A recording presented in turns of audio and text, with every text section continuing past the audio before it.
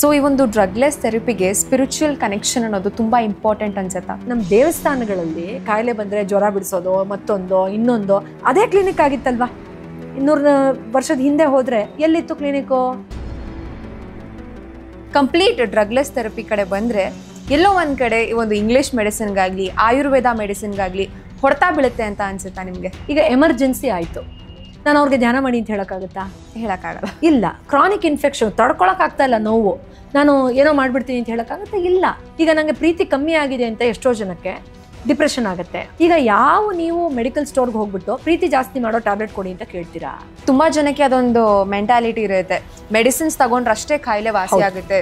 ಇವೆಲ್ಲ ಏನು, ಎಷ್ಟೊಂದು ದಿನ ಬೇಕಾಗುತ್ತೋ, ಎಷ್ಟೋ ತಿಂಗಳುಗಳು ಬೇಕಾಗುತ್ತೋ ಕಾಯಿಲೆ ವಾಸಿ ಮಾಡೋಕ್ಕೆ ಅನ್ನೋ ಮೈಂಡ್ ಸೆಟ್ ಎಲ್ಲ ಇರುತ್ತೆ. ಎಷ್ಟೋ ಜನ ನನ್ನದೇ ಯೂಟ್ಯೂಬ್ ಚಾನಲ್ ನೀವು ನೋಡ್ಬೋದು ಟೆಸ್ಟಿಮೋನಿಯಲ್ಗಳು. ಮೇಡಮ್ ಹೇಳಿದ್ರು 7 ಸೆಷನ್ ಅಂದ, ನಾನು 2 ಸೆಷನ್ಲೇ ವಾಸಿ ಆಗ್ಬಿಟ್ಟು ಇವಾಗ ಮೇಡಮ್ಗೆ ಸ್ವೀಟ್ ಬಾಕ್ಸ್ ತೊಗೊಂಡು ಬಂದಿದ್ದೀನಿ ಎಷ್ಟೋ ಜನ ಹೇಳಿದ್ದಾರೆ.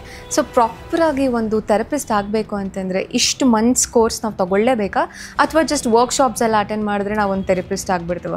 ಈಗ ನೀವು ಹೆಂಗೆ ನ್ಯಾಯ ಒದಗಿಸ್ತೀರಾ ಬ್ಯಾಕ್ಗ್ರೌಂಡ್ ಗೊತ್ತಿಲ್ಲದೆ? ಈ ಥರದವ್ರನ್ನ ಥೆರಪಿಸ್ಟ್ ಮಾಡಿ ನಾವು ಸಮಾಜಕ್ಕೆ 4 ಜನ ಬಿಟ್ಟುಬಿಟ್ರೆ ಗೋವಿಂದಾನೇ ಅಲ್ವಾ? ವಿಯರ್ಡ್ ಕೇಸ್ ಅಥವಾ ಒಂದು ಸ್ಪೆಷಲ್ ಕೇಸ್ ಏನಾದರೂ ಎಕ್ಸ್ಪೀರಿಯನ್ಸ್ ಮಾಡಿದ್ದೀರಾ? ಅಯ್ಯೋ ನೀನು ದ್ವೇಷದ ಮೇಲೆ ಫಸ್ಟ್ ವರ್ಕ್ ಮಾಡಿ, ಇಲ್ಲ ಮೇಡಮ್ ಆ ವಿಷಯ ಒಂದು ಹೇಳಬೇಡಿ ಅಂತಾರೆ. ಹೆಂಗೆ ಟ್ರೀಟ್ ಮಾಡಲಿ? ನಾನೇನು ಜಾದೂ ಮಾಡಲ? ಕೊಲೆ ಮಾಡಿರೋರು ಟ್ರೀಟ್ಮೆಂಟಿಗೆ ಬಂದಿರೋರು ಇದ್ದಾರೆ. ಬಿಸ್ನೆಸ್ ಲಾಸಸ್ಸು, ಆಕ್ಸಿಡೆಂಟ್ಸು, ಟ್ರಾಮಾ, ಯಾರಿಗೋ ಏನೋ ಆಗೋಯ್ತು, ಇದೆಲ್ಲ ಎಲ್ಲಿಂದ ಬರುತ್ತೆ? ಮೇಲಿಂದ ಉದುರುತ್ತಾ ಇದೆ ಅಂತ ಅಂದ್ಕೊಂಡಿದ್ದೀರಾ? So mind set of the people at home. And medical field ಇವಾಗ ಅದೊಂದು ಬಿಸ್ನೆಸ್ ಪರ್ಪಸ್ಗೋಸ್ಕರ ಅಂತಲೇ ಯೂಸ್ ಮಾಡ್ಕೊತಾ ಇರುವಂಥ ಒಂದು ಫೀಲ್ಡ್ ಅದು. It is not wrong to charge ಮನಿ.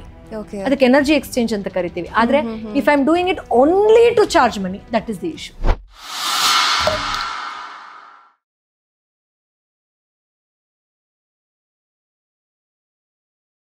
ವಿಶೇಷ ಸಂದರ್ಶನಕ್ಕೆ ಸ್ವಾಗತ. ನಾನು Ramya.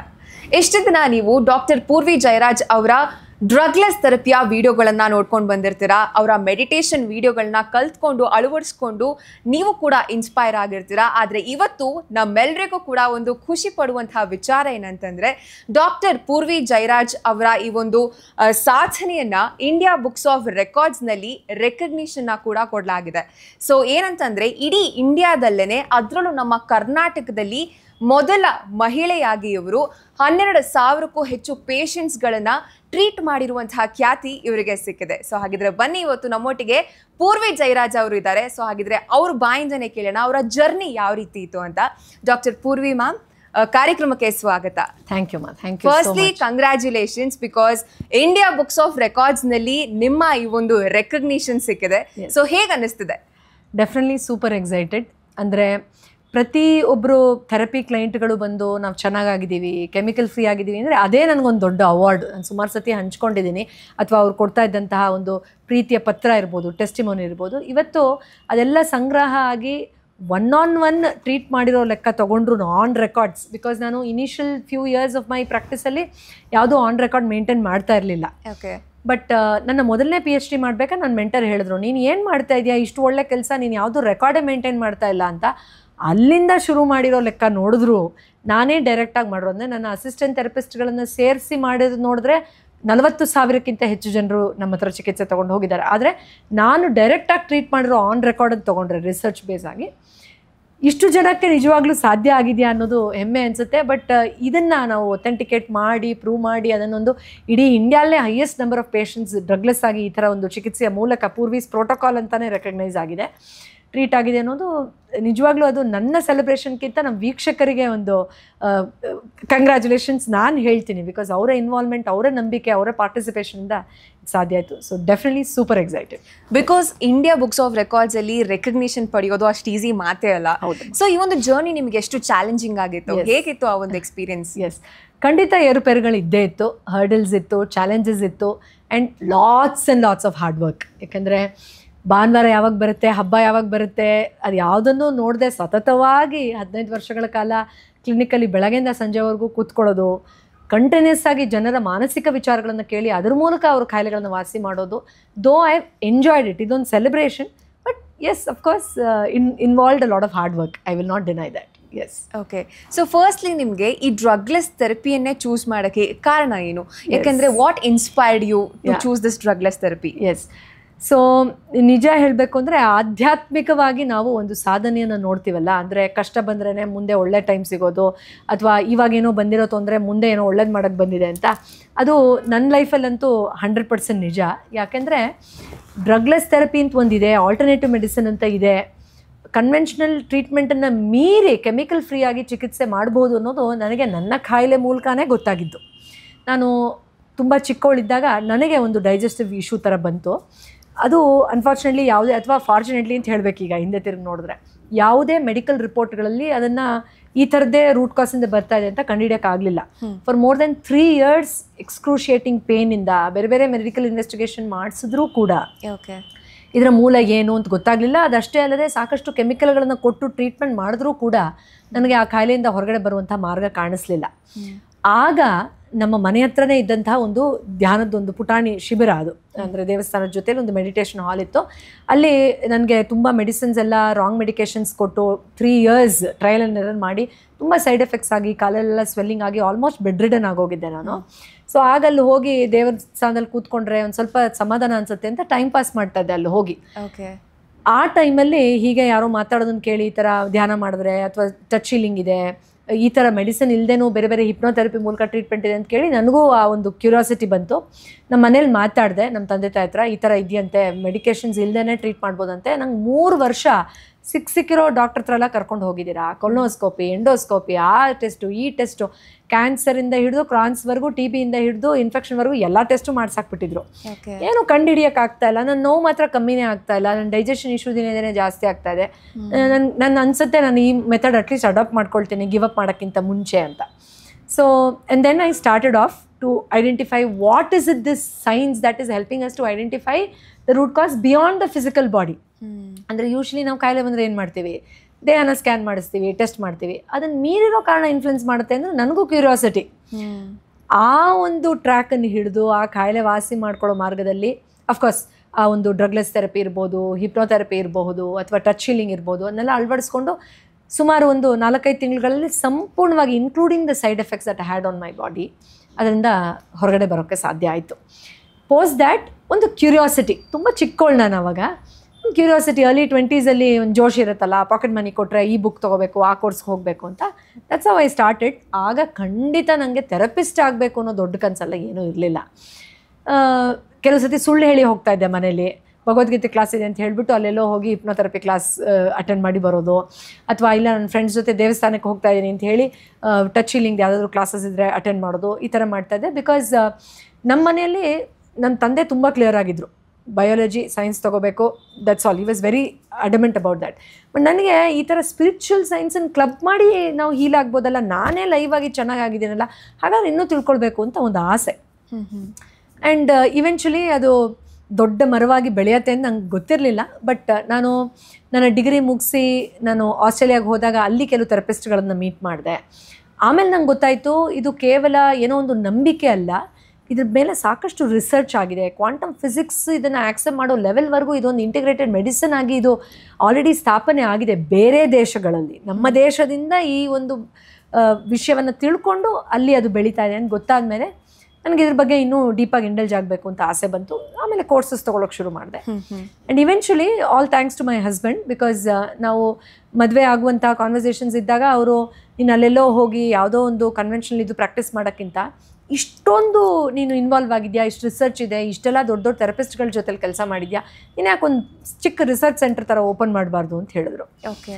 So I can never forget, ಒಂದು ಪುಟಾಣಿ ಗರಾಜಲ್ಲಿ ನಾವು ಆಯಿತು ಅಂಥೇಳಿ ಒಂದು ಕ್ಲಿನಿಕ್ ಥರ ಸೆಟ್ ಮಾಡಿದ್ವಿ. And he had given me 1 year's time. 1 year ನೀನು ಪ್ರಾಕ್ಟೀಸ್ ಮಾಡು, ನಿಂಗೆ ಸ್ಯಾಟಿಸ್ಫ್ಯಾಕ್ಷನ್ ಇಲ್ಲ ಅಂದರೆ will close down and you can go back, ಅದೇನು ತೊಂದರೆ ಇಲ್ಲ, you can go back to whatever you were doing other things for earning money. So ಆ ಒಂದು ಸ್ಕೆಪ್ಟಿಕಲ್ ಮೈಂಡ್ಸೆಟ್ಟಲ್ಲೇ ನಾನು ಶುರು ಮಾಡಿದೆ, ಟು ಬಿ ಆನೆಸ್ಟ್. ಬಟ್ ಆ 1 ವರ್ಷದಲ್ಲಿ ಚಿಕಿತ್ಸೆ ಆದಂತಹ ಜನ, ಆ ಒಂದು ಎನರ್ಜಿ, ಆ ಒಂದು ಕ್ಲಾರಿಟಿ ನಂಗೆ ಸಿಕ್ಕಿದ್ದು. ಅಂದರೆ ಕೆಮಿಕಲಿಂದ ಏನೆಲ್ಲ ಸೈಡ್ ಎಫೆಕ್ಟ್ಸ್ ಜನಕ್ಕೆ ಆಗ್ತಾ ಇದೆ, ನಿಜವಾದ ಮೂಲವನ್ನೇ ಅರ್ಥ ಮಾಡ್ಕೊಳ್ದೆ ತನ್ನನ್ನು ತಾನು ಹೇಗೆ ಅವ್ರು ಆ್ಯಕ್ಚುಲಿ ಫೂಲ್ ಮಾಡ್ಕೊಳ್ತಾ ಇದ್ದಾರೆ ಆರೋಗ್ಯದ ವಿಷಯದಲ್ಲಿ, ಈ ಡೆಪ್ತ್ಗೆ ಇಳಿದ ಮೇಲೆ ಒಬ್ಬ ಮನುಷ್ಯ ಮತ್ತೆ ಹಿಂದೆ ತಿರುಗಿ ನೋಡೋ ಮಾತಿರಲ್ಲ. ಹೌದು, ಬಿಕಾಸ್ ಇದಲ್ಲದೆ ನಾನು ಇನ್ನೇನು ಒಳ್ಳೆ ಕೆಲಸ ಮಾಡೋಕ್ಕೆ ಸಾಧ್ಯ ಇದೆ ಲೈಫಲ್ಲಿ ಅಂತ ಅನ್ಸೋಕ್ಕೆ ಶುರು ಆಗುತ್ತೆ.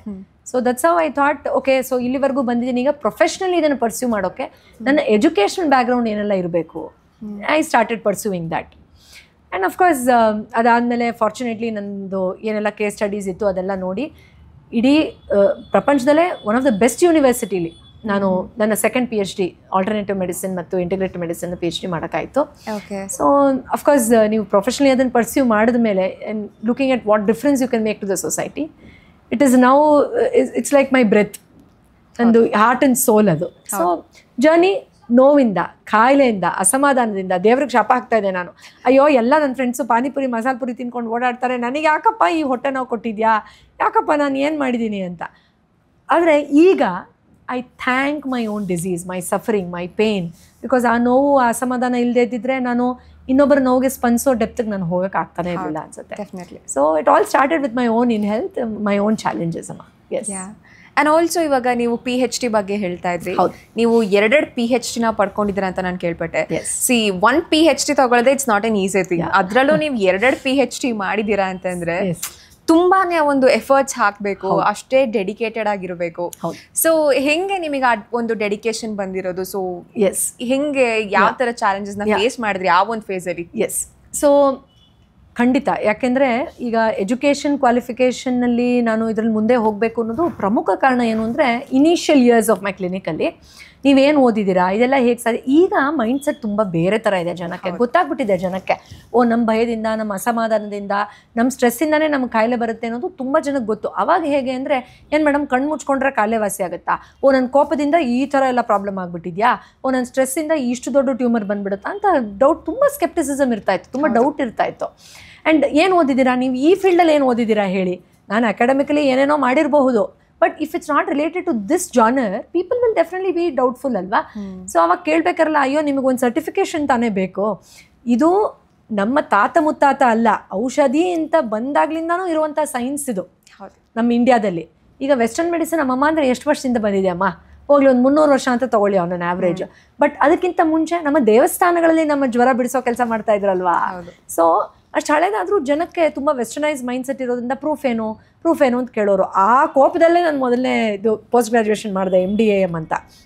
ಅದಾದಮೇಲೆ ಅಫ್ಕೋರ್ಸ್ ಒಂದು PhD ಇದ್ದರೆ ಡೆಫಿನೆಟ್ಲಿ ನನಗೂ ಒಂದು ಸ್ಪೆಸಿಫಿಕ್ ಜಾನಲ್ಲಿ ಸ್ಪೆಷಲೈಸೇಷನ್ ತೊಗೊಂಡ್ರೆ ಚೆನ್ನಾಗಾಗತ್ತೆ ಅಂತ ನಾನು ಒಂದು ಕ್ಯಾಶುವಲ್ ನೋಟಲ್ಲಿ ಮಾಡಿದೆ. ಆದರೆ ಅದು ಆದಮೇಲೆ ಯಾವಾಗ ನಾವು ಕ್ವಾಂಟಮ್ ಫಿಸಿಕ್ಸ್ ಲೆವೆಲಲ್ಲಿ ಎಷ್ಟು ರಿಸರ್ಚ್ ಆಗಿದೆ, ಜನ ಆರೋಗ್ಯದ ವಿಷಯದಲ್ಲಿ ಎಷ್ಟು ಹಿಂದೆ ಇದ್ದಾರೆ ಅಂತ ಗೊತ್ತಾದಾಗ ನನಗೆ ತುಂಬ ಆಸೆ ಇತ್ತು ಬೆಸ್ಟ್ ಆಫ್ ದ ಬೆಸ್ಟ್ ಯೂನಿವರ್ಸಿಟಿಲಿ ಮಾಡಬೇಕು ಅಂತ. ಸೊ ನನ್ನ ಸೆಕೆಂಡ್ PhD ಅಮೆರಿಕದ ಹವಾಯಿ ಯೂನಿವರ್ಸಿಟಿಲಿ ಆಗಿದ್ದು. ಅಲ್ಲಿ ಅಷ್ಟು ದೂರ, ಅಷ್ಟೊಂದು ಫೀಸು, ಅದಕ್ಕೆ ಇಷ್ಟೆಲ್ಲ ಫಿಲ್ಟರ್ಸ್ ಇದೆ, ಇದೆಲ್ಲ ಅಪ್ರೂವ್ ಆದರೆ ಮಾತ್ರ ತೊಗೊಳ್ಳೋದು. ಸೊ ಇದೊಂದು ಕನಸು ಅನ್ನೋ ಥರ ಇತ್ತು. ಆದರೆ ನಾವು ಹೇಳ್ತೀವಲ್ಲ, ನಾವೇನಾದರೂ ಹೃದಯದಿಂದ ಆಸೆ ಪಟ್ಟರೆ ಇಡೀ ಬ್ರಹ್ಮಾಂಡನೇ ನಮಗೆ ಸಹಾಯ ಮಾಡುತ್ತಂತೆ ಅದನ್ನು ಮ್ಯಾನಿಫೆಸ್ಟ್ ಮಾಡೋಕ್ಕೆ. ಸೊ ನಾನು ಒಂದು ಕಾನ್ಸರ್ಟ್ಗೆ ಹೋದಾಗ ಅದರ ಕ್ವಾಂಟಮ್ ಯೂನಿವರ್ಸಿಟಿಯ ಫೌಂಡರ್, ನಾನೇನು ಸೆಕೆಂಡ್ PhD ಮಾಡಿದ್ದೀನಿ, ಡಾಕ್ಟರ್ ಪಾಲ್ ಅಂತ, ಅವರು ಅಲ್ಲಿ ಒಂದು ಚೀಫ್ ಗೆಸ್ಟ್ ಆಗಿ ಇನ್ವೈಟ್ ಆಗಿದ್ದರು. And I was so excited, at least ಯೂನಿವರ್ಸಿಟಿಲಿ PhD ಮಾಡೋಕ್ಕಾಗಲಿಲ್ಲ, ಅವ್ರನ್ನಾದರೂ ನೋಡ್ತಾ ಇದ್ದೀನಿ ಅಂತ. ಆ್ಯಂಡ್ ಅವ್ರು ಮಾತಾಡ್ಸೋಕ್ಕೂ ಭಯ ನನಗೆ, ಅಷ್ಟು ಜನ ಅವ್ರನ್ನ ಸುತ್ತಾಕೊಂಡು ಎಲ್ಲ. ಸೊ ಲಂಚ್ ಬ್ರೇಕಲ್ಲಿ ನನಗೆ ಗೊತ್ತೇ ಇಲ್ಲ, ನನ್ನ ಟೇಬಲ್ ಪಕ್ಕದ ಟೇಬಲಲ್ಲೇ ಅವರು ಲಂಚ್ ಮಾಡ್ತಾಯಿದ್ರು ಅಂತ. ಸೊ ಆ್ಯಂಡ್ ದೆನ್ ನಾನು ನನ್ನ ಫ್ರೆಂಡ್ ಜೊತೆ ಕಾನ್ವರ್ಸ್ ಮಾಡೋದು ಕೇಳಿ he came and sat next to me.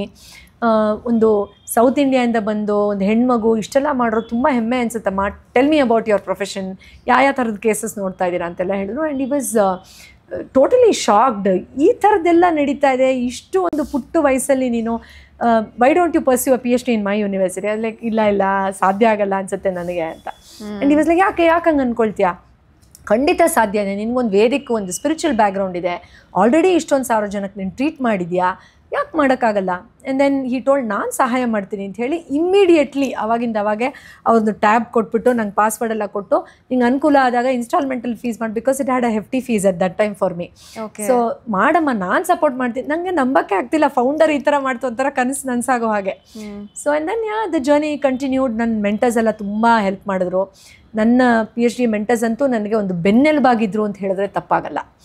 So finally ನೀನು ಈ ಥೆರಪೀಸ್ ಎಲ್ಲ ಯೂಸ್ ಮಾಡ್ತಾ ಇದೆಯಾ, ಇವಾಗ ನಾನು ಮಾಡುವಂಥ ರಿಲ್ಯಾಕ್ಸೇಷನ್ ಟೆಕ್ನಿಕ್ಸ್ ಇರ್ಬೋದು, ಮೈಂಡ್ ಪ್ರೋಗ್ರಾಮಿಂಗ್ ಇರ್ಬೋದು, ಸುಪ್ತ ಮನಸ್ಸನ್ನು ಉಪಯೋಗಿಸೋದಿರ್ಬಹುದು, ಪ್ರಾಣಶಕ್ತಿಯನ್ನು ಸರಿಯಾಗಿ ಬಳಕೆ ಮಾಡೋದಿರ್ಬೋದು, ಭಾವನಾತ್ಮಕ ಅನಾರೋಗ್ಯವನ್ನು ಕಂಡಿಡಿದು ಚಿಕಿತ್ಸೆ ಮಾಡೋದಿರ್ಬೋದು, ಇದೆಲ್ಲ ಒಂದು ಸೆಟ್ಟಾಗಿ ನಾನು ಯೂಸ್ ಮಾಡ್ತಾ ಇದ್ದೀನಿ. ಅದಕ್ಕೆ ಒಂದು ಪ್ರೋಟೋಕಾಲ್ ಕ್ರಿಯೇಟ್ ಮಾಡಬೇಕು ಅಂತ ನಂಗೆ ಐಡಿಯಾ ಕೊಟ್ಟರು. ದಿಸ್ ಇಸ್ ವೆರಿ ಯುನೀಕ್, ಯಾರೂ ಮಾಡ್ತಾ ಇಲ್ಲ. ನೀನೇ ಅದನ್ನು ಕಂಡು ಹಿಡ್ಕೊಂಡಿರೋದು. ಓದಿರೋದು ಒಂದು ಕಡೆ ಆದರೆ ನೀನು ಪೇಷಂಟ್ಗಳನ್ನು ಟ್ರೀಟ್ ಮಾಡಿ ಮಾಡಿ ಮಾಡಿ ನೀನು ಡೆವಲಪ್ ಮಾಡ್ಕೊಂಡಿದ್ಯಾ. ಅದನ್ನು ಒಂದು ಹೇಳ್ತಾರಲ್ಲ, ಒಂದು ಆಹಾರನ ನಾವೇ ಒಂದು ಹೊಸದಾಗಿ ಡಿಶ್ ಕಂಡು ಹಿಡಿಯೋ ಥರ ಅದು. ಸೊ ಇದಕ್ಕೆ ಪೂರ್ವಿ ಪ್ರೋಟೋಕಾಲ್ ಅಂತಲೇ ನೀನು PhD ಮಾಡಬೇಕು ಅಂತ ಹೇಳಿ ಕಂಪ್ಲೀಟ್ ನ್ಯೂ ಡೈಮೆನ್ಷನ್ ಕೊಟ್ಟರು ನನಗೆ, which was definitely divine's blessing. And of course I took a lot of time for my second PhD. ಮೊದಲನೇದಂದರೆ ನಾನು ಹೇಳಿದಾಗೆ ಆ ಕ್ಯೂರಿಯಾಸಿಟಿ ಇತ್ತು. ಬಟ್ ಎರಡನೇದು ಮದುವೆ ಆಗಿದೆ, ಮಗು ಆಗಿದೆ, ಸೋ ಮೆನಿ ಥಿಂಗ್ಸ್ ಅಲ್ವಾ. We keep juggling as a women, ನಿಮಗೆ ಗೊತ್ತೇ ಇರುತ್ತೆ ಅಲ್ವಾ. ಒಂದಿನ ಕೆಲಸದೊಳು ಬಂದಿಲ್ಲ ಅಂದರೆ ಕೈಕಾಲು ಆಡಲ್ಲ ಅನ್ನೋ ಪರಿಸ್ಥಿತಿ ಹೆಣ್ಮಕ್ಳದು. ಅದರ ಮಧ್ಯದಲ್ಲಿ 3 ಗಂಟೆಗೆ ಎದ್ದು ಅವರ್ಗಟ್ಲೆ ರಿಸರ್ಚ್ ಮಾಡಿ ಕ್ಲಿನಿಕಲ್ಲೂ ಹೋಗಿ ಕೆಲಸ ಮಾಡಿ 11:30 12 ಗಂಟೆಗೆ ಬಂದಿದ್ದಿದೆ ಎಷ್ಟೋ ಸಾರಿ. Yes, lot of years of input. In fact ನಮ್ಮ ಅಮ್ಮ ಹೇಳೋರು, ಸಾಕೆ ಎಷ್ಟು ಓದ್ತೀಯಾ, ಆಲ್ರೆಡಿ ಬಿಳಿ ಕೂದಲು ಬರೋ ಏಜ್ ಬರ್ತಾ ಇದೆ, ಇನ್ನು ಎಷ್ಟು ಓದ್ತೀಯಾ ನೀನು ಅಂತ. ಸೊ ಬಟ್ ನಂಗೆ ಯಾವತ್ತೂ ಅದು ಬೇಜಾರು ಬೋರ್ಡಮ್ ಅನಿಸಿಲ್ಲ, because of the passion, the love that was there. And ಒಂದು ವಿಷಯ ನಾನು ಹೇಳಲೇಬೇಕು, ನಂದು ಎಜುಕೇಷನ್ ಆಗಿರ್ಬೋದು, ಈ ಸಾಧನೆ ಇರ್ಬೋದು, ಇಡೀ ಇಂಡಿಯಲ್ಲೇ ಹೈಯೆಸ್ಟ್ ನಂಬರ್ ಆಫ್ ಪೇಷಂಟ್ಗಳು ಈ ಪ್ರೋಟೋಕಾಲಲ್ಲಿ ಮಾಡೋದಿರ್ಬೋದು, ಪ್ರತಿಯೊಂದು ಕ್ರೆಡಿಟು ನನ್ನ ಥೆರಪಿ ಕ್ಲೈಂಟಿಗೆ ಹೋಗುತ್ತೆ. ಯಾಕಂದರೆ ಹೌದು ಈ ಥರ ಇದೆ ಮೇಡಮ್, ನಾನು ಮಾಡಿಸ್ಕೊತೀನಿ, ನಾನು ಚೆನ್ನಾಗಾಗ್ತೀನಿ ಅಂತ ಅವರು ಚೆನ್ನಾಗಾಗೋದ್ರ ಜೊತೆಯಲ್ಲಿ ಒಂದು ಅಕ್ನಾಲೆಜ್ಮೆಂಟ್ ಕೊಡ್ತಾರಲ್ಲ, ನನಗೆ ಈ ಕಾಯಿಲೆ ವಾಸಿ ಆಯಿತು ಅಂತ ವೀಡಿಯೋಸ್ ಕೊಡ್ತಾರೆ, ವಾಹಿನಿಗಳಲ್ಲಿ ಬಂದು ಟೆಸ್ಟಿಮೋನಿಯಲ್ ಕೊಡೋರು, ನ್ಯೂಸ್ ಚಾನಲ್ಗಳಲ್ಲಿ ಬಂದು ಅವ್ರ ಪರ್ಸನಲ್ ವಿಚಾರಗಳನ್ನ ಹೇಳ್ಕೊಳ್ಳೋರು. ಈ ರೆಕಾರ್ಡ್ ಮೇಕಿಂಗಿಗೆ ಅವ್ರು ಸಪೋರ್ಟ್ ಮಾಡಿಲ್ಲ ಅಂದರೆ ನಾನು ಇವಾಗ ಈ ಒಂದು ಕ್ರೆಡಿಟ್ ತೊಗೊಳಕ್ಕೆ ಸಾಧ್ಯನೇ ಇಲ್ಲ ಅಲ್ವಾ. So the journey has been pretty hard, long, but definitely worth it. Okay. So somewhere ಈಗ ನೀವು ಡ್ರಗ್ಲೆಸ್ ಥೆರಪಿ ಬಗ್ಗೆ ಮಾತಾಡ್ತಾ ಇದ್ರಿ, and also that spiritual connection. So ಈ ಒಂದು ಡ್ರಗ್ಲೆಸ್ ಥೆರಪಿಗೆ ಸ್ಪಿರಿಚುವಲ್ ಕನೆಕ್ಷನ್ ಅನ್ನೋದು ತುಂಬ ಇಂಪಾರ್ಟೆಂಟ್ ಅನ್ಸುತ್ತಾ? Absolutely, and such an inappropriate question. Because ನಾವು ಟ್ರೀಟ್ಮೆಂಟ್ ಅಂದಾಗ ಫಸ್ಟ್ ಆಫ್ ಆಲ್ ಒಂದು ಬೇಸಿಕ್ ಲೆವೆಲ್ ಅಂಡರ್ಸ್ಟ್ಯಾಂಡಿಂಗೇ ಜನಕ್ಕಿಲ್ಲ. ಏನು ನನ್ನ ನೆಗೆಟಿವ್ ಥಾಟ್ಸು, ನನ್ನ ಸ್ಟ್ರೆಸ್ಸು, ನನ್ನ ಡಯಟು, ನನ್ನ ಲೈಫ್ ಸ್ಟೈಲು, ನಾನು ಜನರನ್ನು ಯಾವ ಥರ ನೋಡ್ತೀನಿ, ನಾನು ಜೀವನವನ್ನು ಪರ್ಸ್ಯೂ ಮಾಡೋ ರೀತಿ, ಅಥವಾ ಗರ್ಭಿಣಿ ಇದ್ದಾಗ ನಾನು ಹೇಗಿದ್ದೀನಿ ಅದು ನನ್ನ ಮಗು ಆರೋಗ್ಯದ ಮೇಲೆ, ಇದೆಲ್ಲನೇ ನನ್ನ ಅನಾರೋಗ್ಯ ಅಥವಾ ಆರೋಗ್ಯ ಮಾಡುತ್ತೆ ಅನ್ನೋದೇ ಜನಕ್ಕೆ ಹೌದಾ ಮೇಡಮ್ ಅಂತ ಇವತ್ತಿಗೂ ಬಂದು ಹೇಳ್ತಾರೆ. ಕೋಪ ಬರುತ್ತೆ ಕೆಲವು ಸತಿ, ಯಾವ ಜಮಾನದಲ್ಲಿ ಇದ್ದೀರಾ ನೀವು ಅಂತ ಅನ್ಸುತ್ತೆ.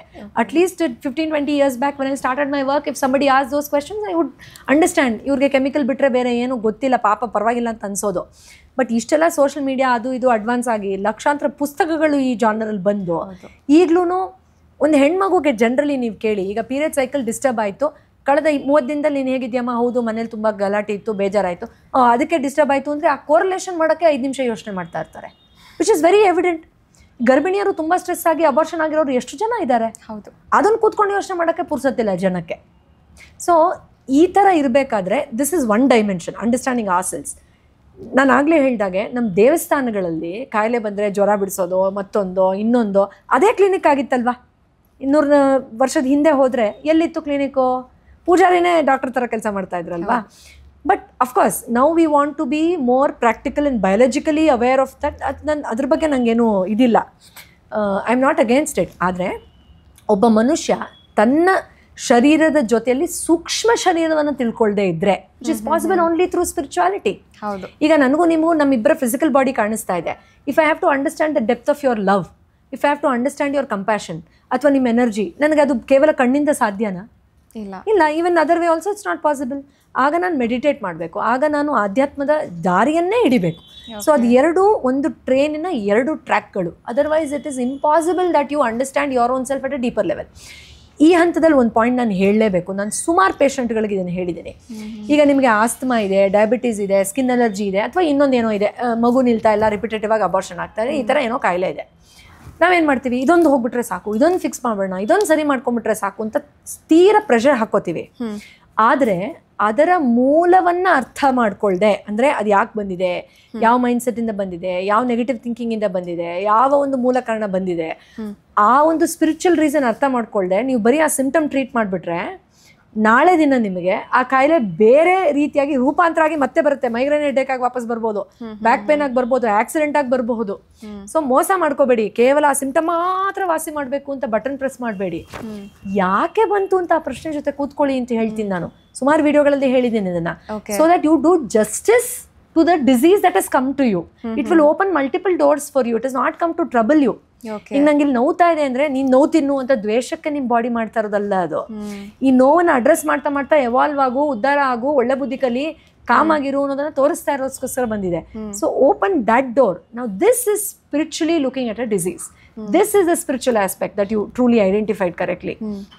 ಸೊ ಎಸ್, ಆಧ್ಯಾತ್ಮ ಆರೋಗ್ಯ ಎರಡೂ ಜೊತೆಯಲ್ಲೇ ಹೋಗಬೇಕು. ಹೋದರೆ ಬೇಗ ನಾವು ಟ್ರಾನ್ಸೆಂಡ್ ಆಗ್ಬೋದು, ನಾವು ಉದ್ಧಾರ ಆಗ್ಬೋದು ಆ್ಯಕ್ಚುಲಿ. ಸೊ ಎಸ್, ಖಂಡಿತ ಒಂದು ಕಾಯಿನಿನ ಎರಡು ಮುಖಗಳು.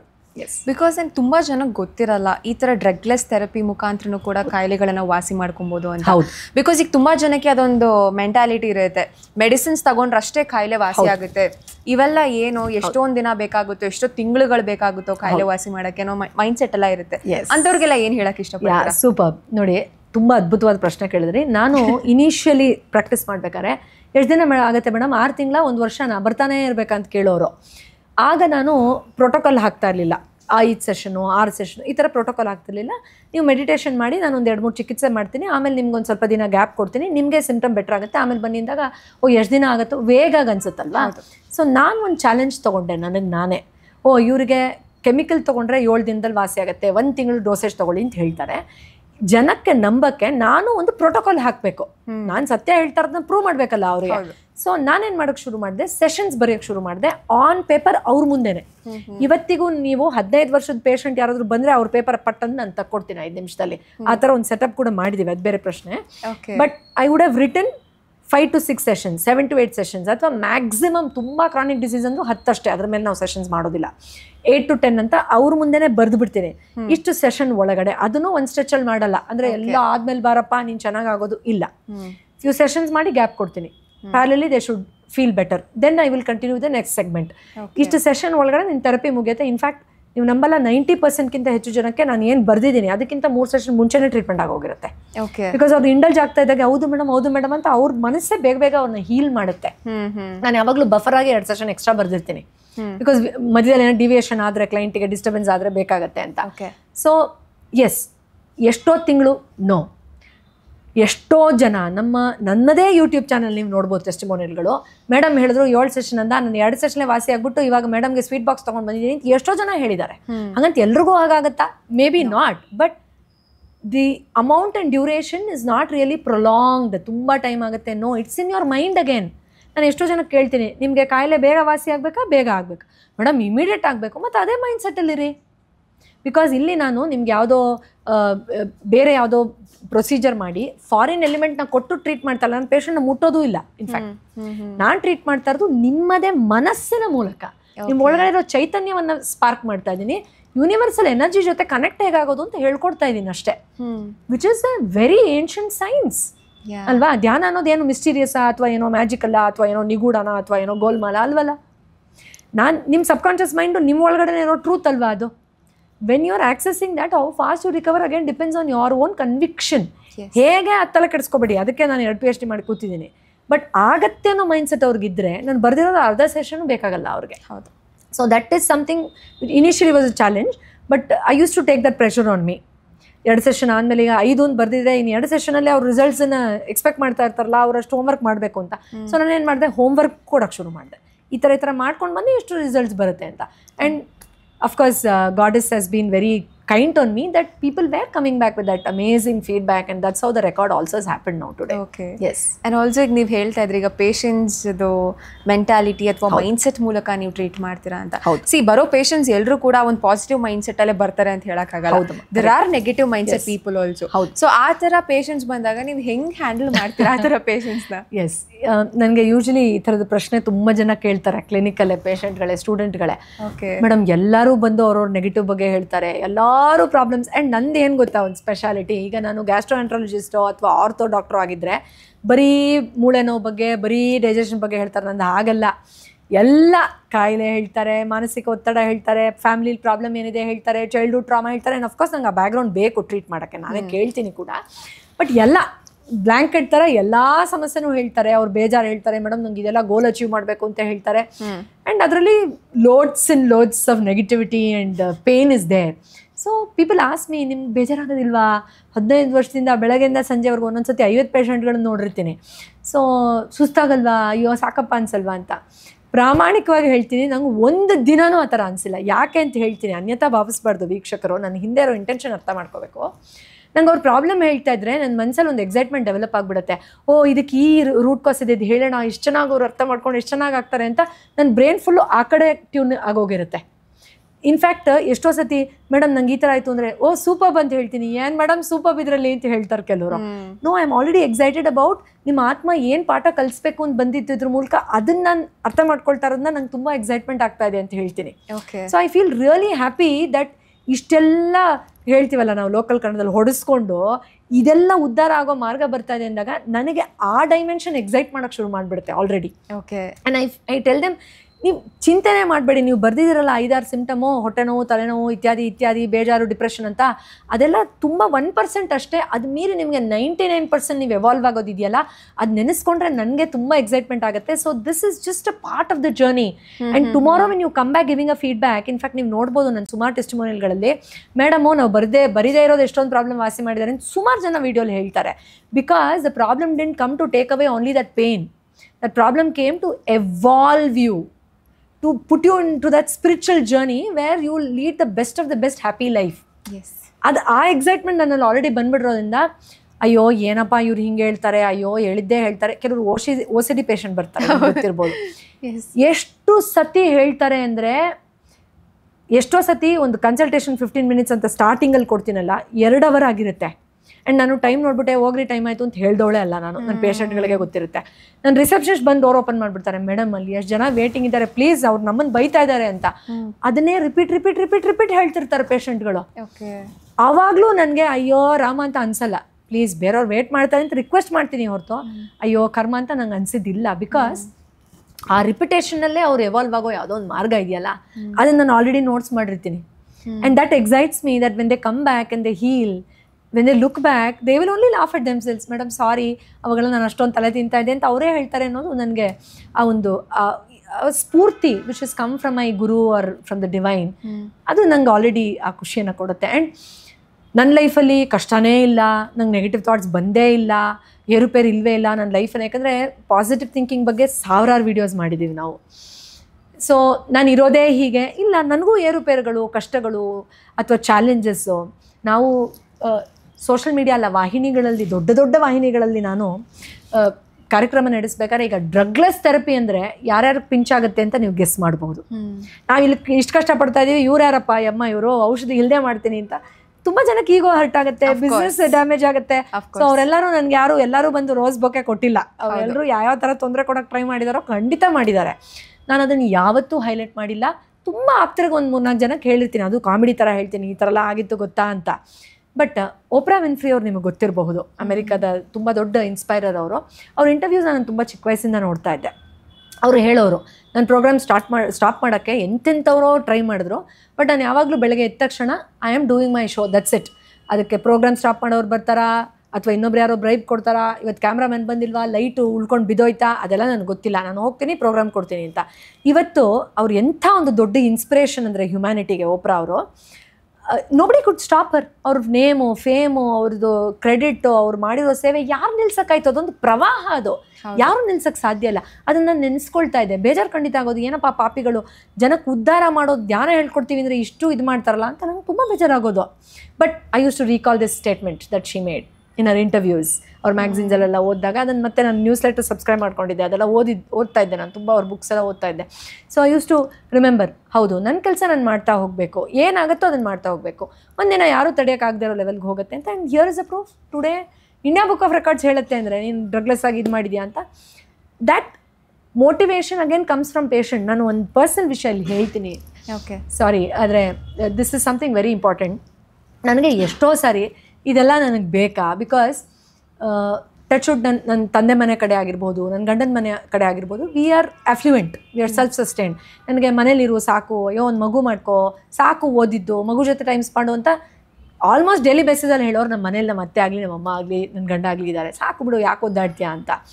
ಆದರೆ ಅವತ್ತು ಹೌದಾ ಸರಿ ಹಾಗಾದರೆ ನಾನು ಸ್ವಲ್ಪ ದಿನ ನಿಲ್ಲಿಸ್ತೀನಿ ಅಂತ ಅಂದ್ಕೊಂಡು ಹೋಗಿದ್ದ ದಿನಗಳು ಇದೆ, ಪ್ರಾಮಾಣಿಕವಾಗಿ ಹೇಳ್ತೀನಿ.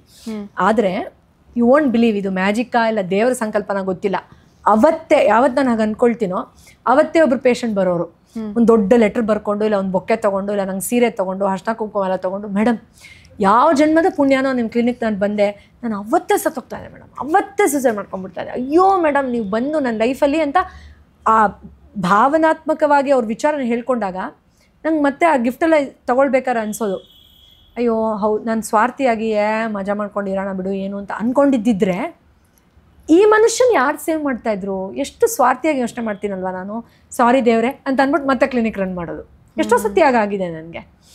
ಅಂದರೆ ನಾವು ಒಂದು ಕೆಲಸ ಮಾಡ್ತಾಯಿದ್ರೆ ಅಮ್ಮ ಅದನ್ನೇ ದೇವರು ಅಂತ ಇದು ಮಾಡಿದ್ರೆ ಅದು ನಿಮ್ಮ ಕೆಲಸ, ಅದರಿಂದ ಬರೋ ಸಂಪಾದನೆ, ಅಥವಾ ನೀವೇನೋ ಎಷ್ಟೋ ಜನಕ್ಕೆ ಇದು ಮಾಡ್ತೀವಿ ಅದೆಲ್ಲ ಮೀರಿ ದೇವರ ಕೆಲಸ ಆಗಿಬಿಡುತ್ತೆ. ನಾವು ಯಾರೇ ಇರ್ಬೋದು, ನೀವು ಟೀಚರ್ ಆಗಿರ್ಬೋದು, ಆ್ಯಂಕರ್ ಆಗಿರ್ಬೋದು, ಲಾಯರ್ ಆಗಿರ್ಬೋದು, ದೇವ್ರು ಮಾಡಿಸ್ತಾ ಇದ್ದಾನೆ ಅಂತ ಆಗ್ಬಿಡುತ್ತೆ. ಒಂದು ಪಾಯಿಂಟಲ್ಲಿ ಆ ಲೆವೆಲ್ಗೆ ಹೋಗಿ ನಿಂತ್ಕೊಳ್ಳುತ್ತೆ, ಅದು ಖಂಡಿತ ನಿಂತ್ಕೊಳ್ಳುತ್ತೆ. ಆ ಥರ ಎಷ್ಟೋ ದಿನ ಅನಿಸ್ಬಿಟ್ಟು ಅಯ್ಯೋ ಸಾರಿ ನಾನು ಈ ಥರ ಇನ್ಮೇಲೆ ಅಂದ್ಕೊಳ್ಳಲ್ಲ, ಎಷ್ಟಾಗುತ್ತೋ ಅಷ್ಟು ಮಾಡ್ತೀನಿ, 20 ಜನಕ್ಕೆ ಮಾಡೋಕ್ಕಾಗಲ್ವಾ, ಅಟ್ಲೀಸ್ಟ್ 5 ಜನಕ್ಕೆ ಅವತ್ತು ಮಾಡ್ಬಿಟ್ಟು ಹೋಗ್ತೀನಿ, ನಾನು ಬರಲ್ಲ, ನಾನು ಮಾಡಲ್ಲ, ನನಗೆ ಯಾಕೆ, ನನಗೇನು ಕಮ್ಮಿ ಅಂತ ನಾನು ಯಾವತ್ತೂ ಅಂದ್ಕೊಳ್ಳಲ್ಲ. ಇದು ದೇವ್ರು ನನ್ನ ಯಾಕಂದರೆ ಎಷ್ಟೋ ಜನ ರಾಯರ ಕನ್ಸಲ್ಲಿ ಬಂದಿದ್ರು, ನಾಳೆ ಬೆಳಗ್ಗೆ ನಿಂಗೆ ಒಂದು ವೀಡಿಯೋ ಸಿಗುತ್ತೆ, ಅದನ್ನು ಫಾಲೋ ಮಾಡ್ಕೊಂಡು ಹೋಗು, ರೆಮಿಡಿ ಸಿಗುತ್ತೆ ಅಂದಿದ್ರು, ನಿಮ್ಗೆ ಹೇಳಿರಲಿಲ್ಲ ಮೇಡಮ್, ಏನೋ ಇವರು ರೈಲ್ ಬಿಡ್ತಾರೆ ಅಂತ, ಅದೇ ಇವತ್ತು ವಾಸಿ ಆದಮೇಲೆ ಹೇಳ್ತಾ ಇದ್ದೀನಿ ಅಂತ ಆನ್ ಏರೇ ಎಷ್ಟೋ ಜನ ಹೇಳಿದ್ದಾರೆ. ಅದೆಲ್ಲ ಕೇಳಿದಾಗ ಹಾಗಾದರೆ ನಾನೇನೋ ಮಾಡೋದು ಖಂಡಿತ ಅಲ್ಲ, ಇದು ಮಾಡಿಸ್ತಾ ಇರೋದು ಇದು ಅಂತ ಅನಿಸುತ್ತೆ. ಅದರಿಂದ it's a journey where things are totally preprogrammed by the divine and I am just a servant to this ಅಷ್ಟೇ. All credit goes to my therapy clients. Definitely. Yes. So ನೀವು ಹೇಳ್ತಾ ಇದ್ರಿ ಒಂದು ಡ್ರಗ್ಲೆಸ್ ಥೆರಪಿ ಬಗ್ಗೆ and ಅದೊಂದು process ಬಗ್ಗೆ. So somewhere ಈಗ ನಮ್ಮ ಜನ ಏನಾದರೂ ಈ ಒಂದು ಡ್ರಗ್ಲೆಸ್ ಥೆರಪಿ ಅನ್ನೋದನ್ನ ಅಕ್ಸೆಪ್ಟ್ ಮಾಡಿಕೊಂಡು ಎಲ್ಲೋ ಒಂದು ಕಡೆ ಒಂದು ಇಂಗ್ಲೀಷ್ ಮೆಡಿಸಿನ್ ಆಗಿರ್ಬೋದು ಅಥವಾ ಆಯುರ್ವೇದ ಮೆಡಿಸಿನ್ ಏನಾದರೂ ತಗೊಳ್ಳೋದು ಸ್ಟಾಪ್ ಮಾಡಿ ಕಂಪ್ಲೀಟ್ ಡ್ರಗ್ಲೆಸ್ ಥೆರಪಿ ಕಡೆ ಬಂದರೆ ಎಲ್ಲೋ ಒಂದು ಕಡೆ ಈ ಒಂದು ಇಂಗ್ಲೀಷ್ ಮೆಡಿಸಿನ್ಗಾಗಲಿ ಆಯುರ್ವೇದ ಮೆಡಿಸಿನ್ಗಾಗಲಿ ಹೊಡೆತ ಬೀಳುತ್ತೆ ಅಂತ ಅನಿಸುತ್ತಾ ನಿಮಗೆ? ಅಲ್ಲ, ನಾನು ಯಾವಾಗಲೂ ಯಾವುದೇ ಬೇರೆ ಜಾನರ್ ಆಫ್ ಪ್ರಾಕ್ಟೀಸ್ನ ಡಿಗ್ರೇಡ್ ಮಾಡಿದವಳು ಅಲ್ಲವೇ ಅಲ್ಲ. ನಮ್ಮ ಮನೆಯಲ್ಲೇ ನನ್ನ ಫ್ಯಾಮಿಲಿಯಲ್ಲೇ ಮೆಡಿಕಲ್ ಡಾಕ್ಟರ್ಸ್ ಇದ್ದಾರೆ, ಆಯುರ್ವೇದಿಕ್ ಡಾಕ್ಟರ್ಸ್ ಇದ್ದಾರೆ. ಅವ್ರ ಸೇವೆನ ನಾನು ಎಷ್ಟು ಎಷ್ಟು ಎಷ್ಟು ಅಪ್ರಿಷಿಯೇಟ್ ಮಾಡ್ತೀನಿ ಅಂದರೆ, ಯಾಕೆ ಅಂದರೆ ಈಗ ಎಮರ್ಜೆನ್ಸಿ ಆಯಿತು, ನಾನು ಅವ್ರಿಗೆ ಧ್ಯಾನ ಮಾಡಿ ಅಂತ ಹೇಳೋಕ್ಕಾಗುತ್ತಾ?